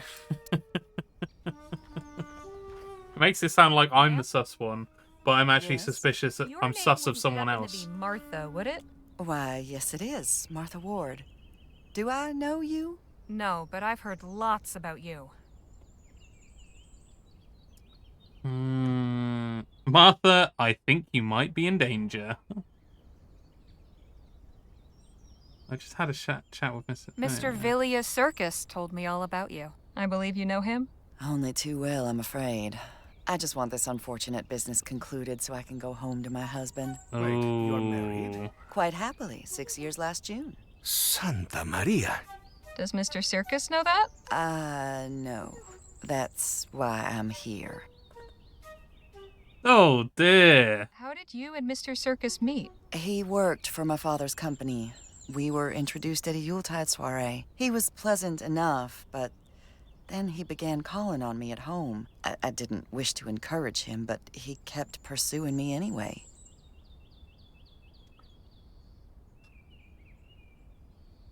So, there we go. See, this is what I'm interested in. Did she explicitly say, I'm not interested? Did you ever actually tell Mr. Circus you weren't interested? I gave him no favorable sign. Eventually, I stopped receiving him with my father's blessing. He imagined a better match for me than some associate engineer. Thankfully, Mr. Circus was reassigned to Western Vespuccia after a few months. God, you gotta tell someone, though, like, straight up, just like, it's not gonna happen. Just say it, for fuck's sake. I know people can be a bit, like, you know, a bit encroaching with their shit, but you say fuck off, and more than likely they'll fuck off. Is your husband aware that you've come here? Oh, heavens, no, he'd be furious. I left him a note saying I was going to visit my sister. Naturally, he has no idea Circus even exists, but he's very protective. Mr. Circus told me you've been corresponding all this time. Is that what he said? He claims to have sent you a letter every month. And they've each gone straight into the fire. I would have thought he'd get the message after years with no reply. But he's left me no choice except to come here and spell it out for him. Oh no, well that's not going to end well. Is the desert heat making you feel better? I beg your pardon? Mr. Circus said it might help your delicate constitution. Yes, I suppose he would think that. You see, when I didn't wish to receive him, I would instruct my staff to make excuses. Say I wasn't feeling well, or away taking the water somewhere. It wasn't entirely forthright of me, I admit, but Circus was vexatiously persistent. Enjoy your day, ma'am. You as well. And if you see Mr. Circus again, please don't tell him I'm staying here. I'll go and speak with him when I'm ready. Does she know he's made a castle for her? Because that's a certain type of obsession right there. I cannot believe that fool spent all his time chasing a married woman. Has he no shame?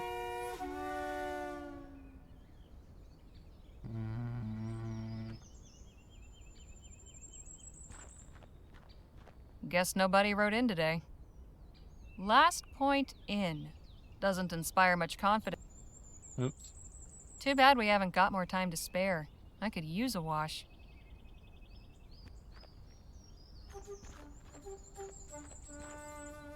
Oh dear. I cannot believe that fool spent all his time chasing a married woman. Has he no shame? I'm gonna talk to him just yet. Just goes to show what one man can accomplish if he puts his mind to it. Damn impressive.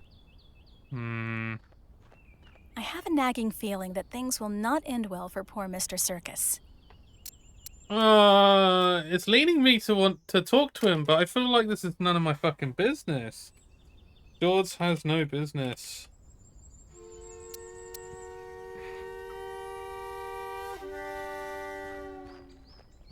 Pardon me, Mr. Circus?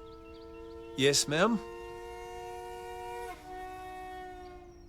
Mr. Circus, there's something you should know about Martha. What? What is it? Well, it turns out she's married. Has been for 6 years. What? How do you know this? Did you meet her? Yes. She said she would come speak to you when she was ready. Ah, this explains everything. When I did not hear from her, I blamed this country's ineffectual postal service. But clearly this brute has kept her from writing. Or even hidden my letters from her.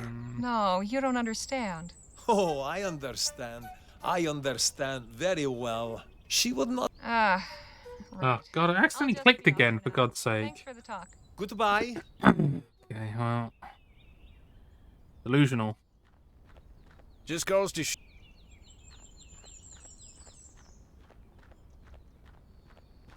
I cannot believe... Yeah, nothing new.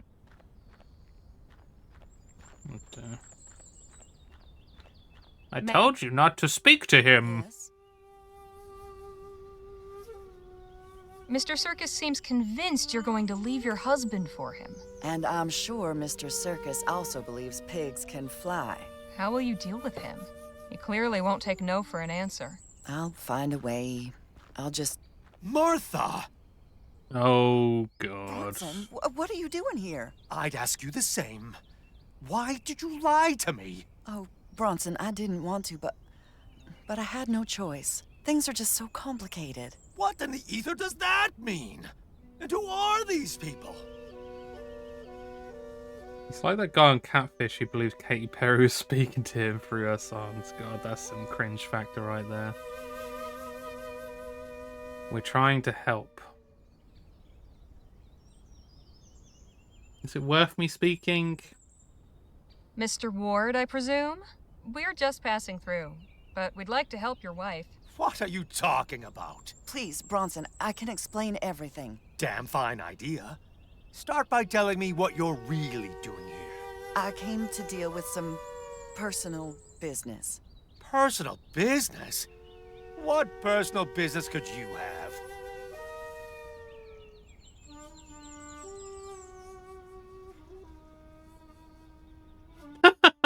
You know, Martha, Mr. Circus isn't looking too bad right now. Yeah, this guy, that was a bit of a dickish thing to say, really, wasn't it?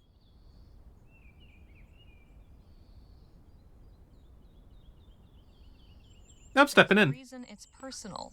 You don't need to know everything about your wife. Like hell I don't. What business is this of yours, anyway? Perhaps you should just tell him, Senora. I have an unwanted suitor. I've come here to tell him to leave me alone once and for all. You what? Punch him. Where is he? I'll kill him. No, you will not. I will so. Tell me where to find the bastard. Ease up, will you? Oh my God, okay, sir, chill the fuck out. You know what she should be with the Katy Perry guy? I'm kind of tempted to tell him to go down there, because he's literally going to get knocked the fuck out, I feel like, by this guy. I really want to find out what happens if I do that.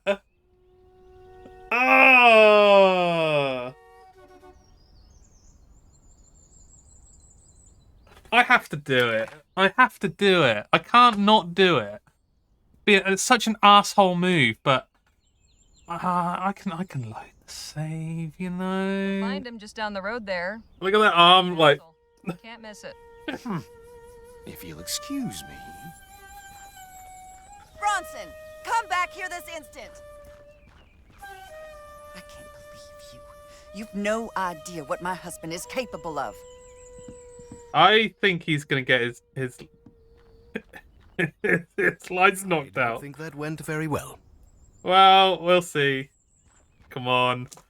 Put him up, sir. Scoundrel. Ruffian! I'll teach you to lust after another man's wife! Ah, so you are the swine keeping Martha prisoner. Why, you foreign bastard! Whoa! Oh shit, he's got a gun. Okay. Have you gone mad? You have until the count of 10 to get out of my sight and out of our lives forever. Otherwise, I'll make sure you won't bother us again. 1. Oh shit. 3. 4. Quit the theatrics, Mr. Ward. Leave that poor fool alone. Shut up! This is my business! Maybe so, but we aren't going to stand here and allow you to put this man's life in danger. Bronson, put that gun away and stop acting like a fool. I'm doing this for you, my sweet. But I asked you not to, Sugar Plum. Don't do anything, Ash Bronson. You should listen to your wife, Bronson. You're going to shoot Circus. Do it already. Oh my god. You do well to listen to your wife, Mr. Ward. This is, after all, her business, and not yours. I'm her husband. Of course it's my business.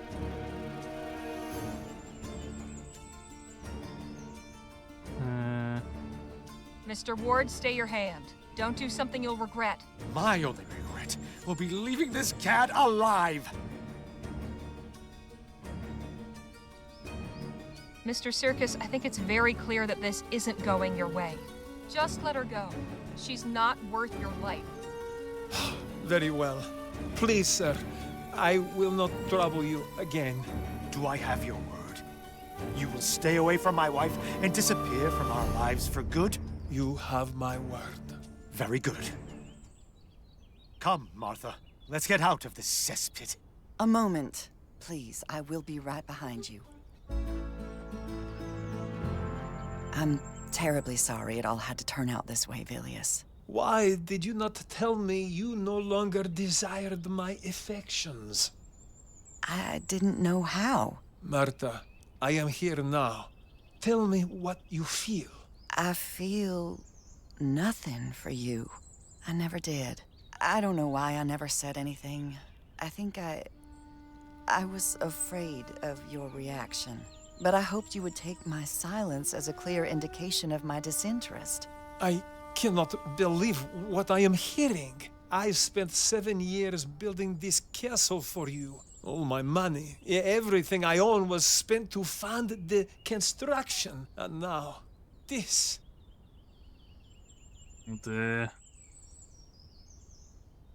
You were both in the wrong. I think that is the right thing here. They both fucked up, you know? They both fucked up. I'm sorry, but I feel like I'm going for that one. Shooting a man just because he thinks your wife is hot, yeah. On the plus side, I now have a castle. I mean, he should see as that. Like, you could sell that castle to someone and probably get more than the money back that you spent into it. A fucking castle, 7 years.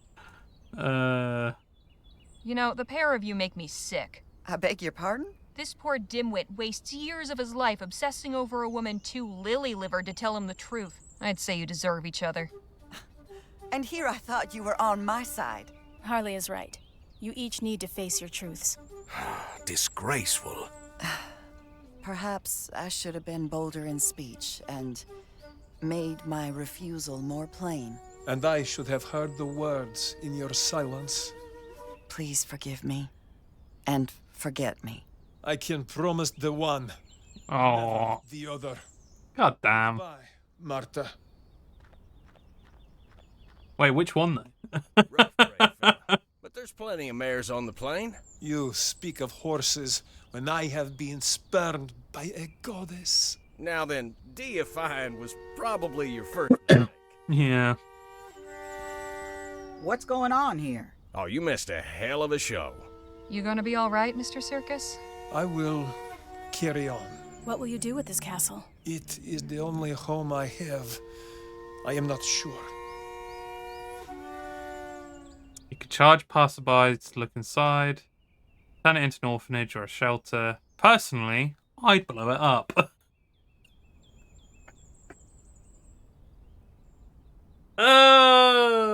So I feel like in every single situation, there's that you can just blow shit up every single time, which is really funny. I'd love to do a run of that where it's like everything you just blow it up. Get you a man so obsessed he leaves you alone for 7 years to build you a castle. Jesus. Turn it into a brothel named after her. That's a really good idea, actually.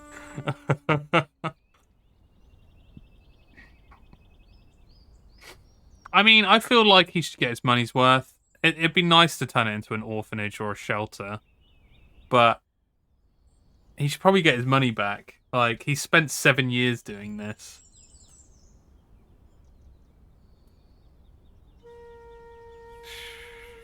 I think you should just sell it to someone. Why is that not an option? Sell the fucking house. Or the castle.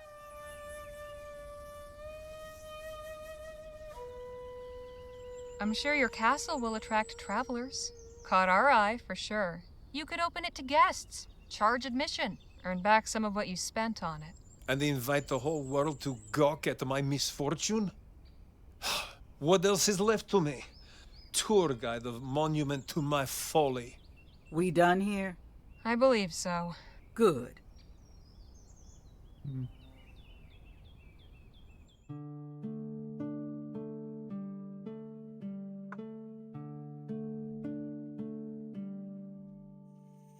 Ooh. We mapping it. Right, I think at this point I'm going to save up the game.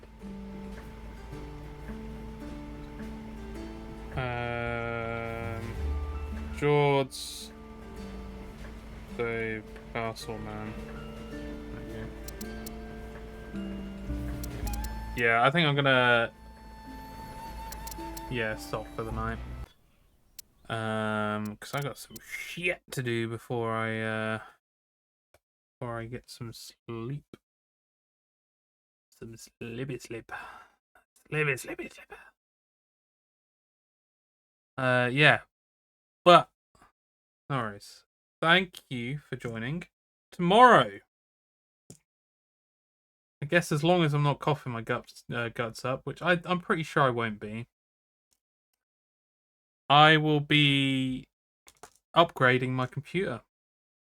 So if you're interested in watching someone do a computer upgrade, which actually involves a Dremel saw to cut parts of the case and upgrade to a 5080 and new SSD, new power supply. I mean, I'm going to have to take out the entire system, cut this hole out on the front panel, put the 3D print in, and yeah, there's a lot I'm going to have to do tomorrow. But yeah, if you're interested in a little bit of project work, a little bit of fun in that way, 50,000 series, yes, I've been on pre-order for the past 2 or 3 months, and it's finally arrived. So yeah, but yeah, tomorrow will be the build. There'll be some interesting stuff coming during that, and it'll be a bit of fun. I think you guys will enjoy it. It's nice and chill. Really enjoying this game. Me too, Chelsea. It's a very good game. And we will be returning to this game, I believe, next Wednesday. Yeah, next Wednesday. The Wednesday after will be Game Club. I still need to complete that game. No straight roads, so make sure you play, rate, and review it. Because we won't be extending it any further. We've already extended it by an extra month, so yeah. Is there anything else I need to say? I think that's everything. I think we're good apart from that.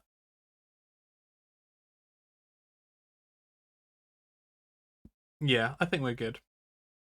All right. Thanks everyone for joining. Thanks everyone for watching. Thanks everyone for chatting. It's been a good one. And I will catch you tomorrow at some point. I don't know if it'll be 6:30, but it will be at the latest 7 o'clock. We'll start. So yeah, everyone have a good one, and have a good night. Goodbye.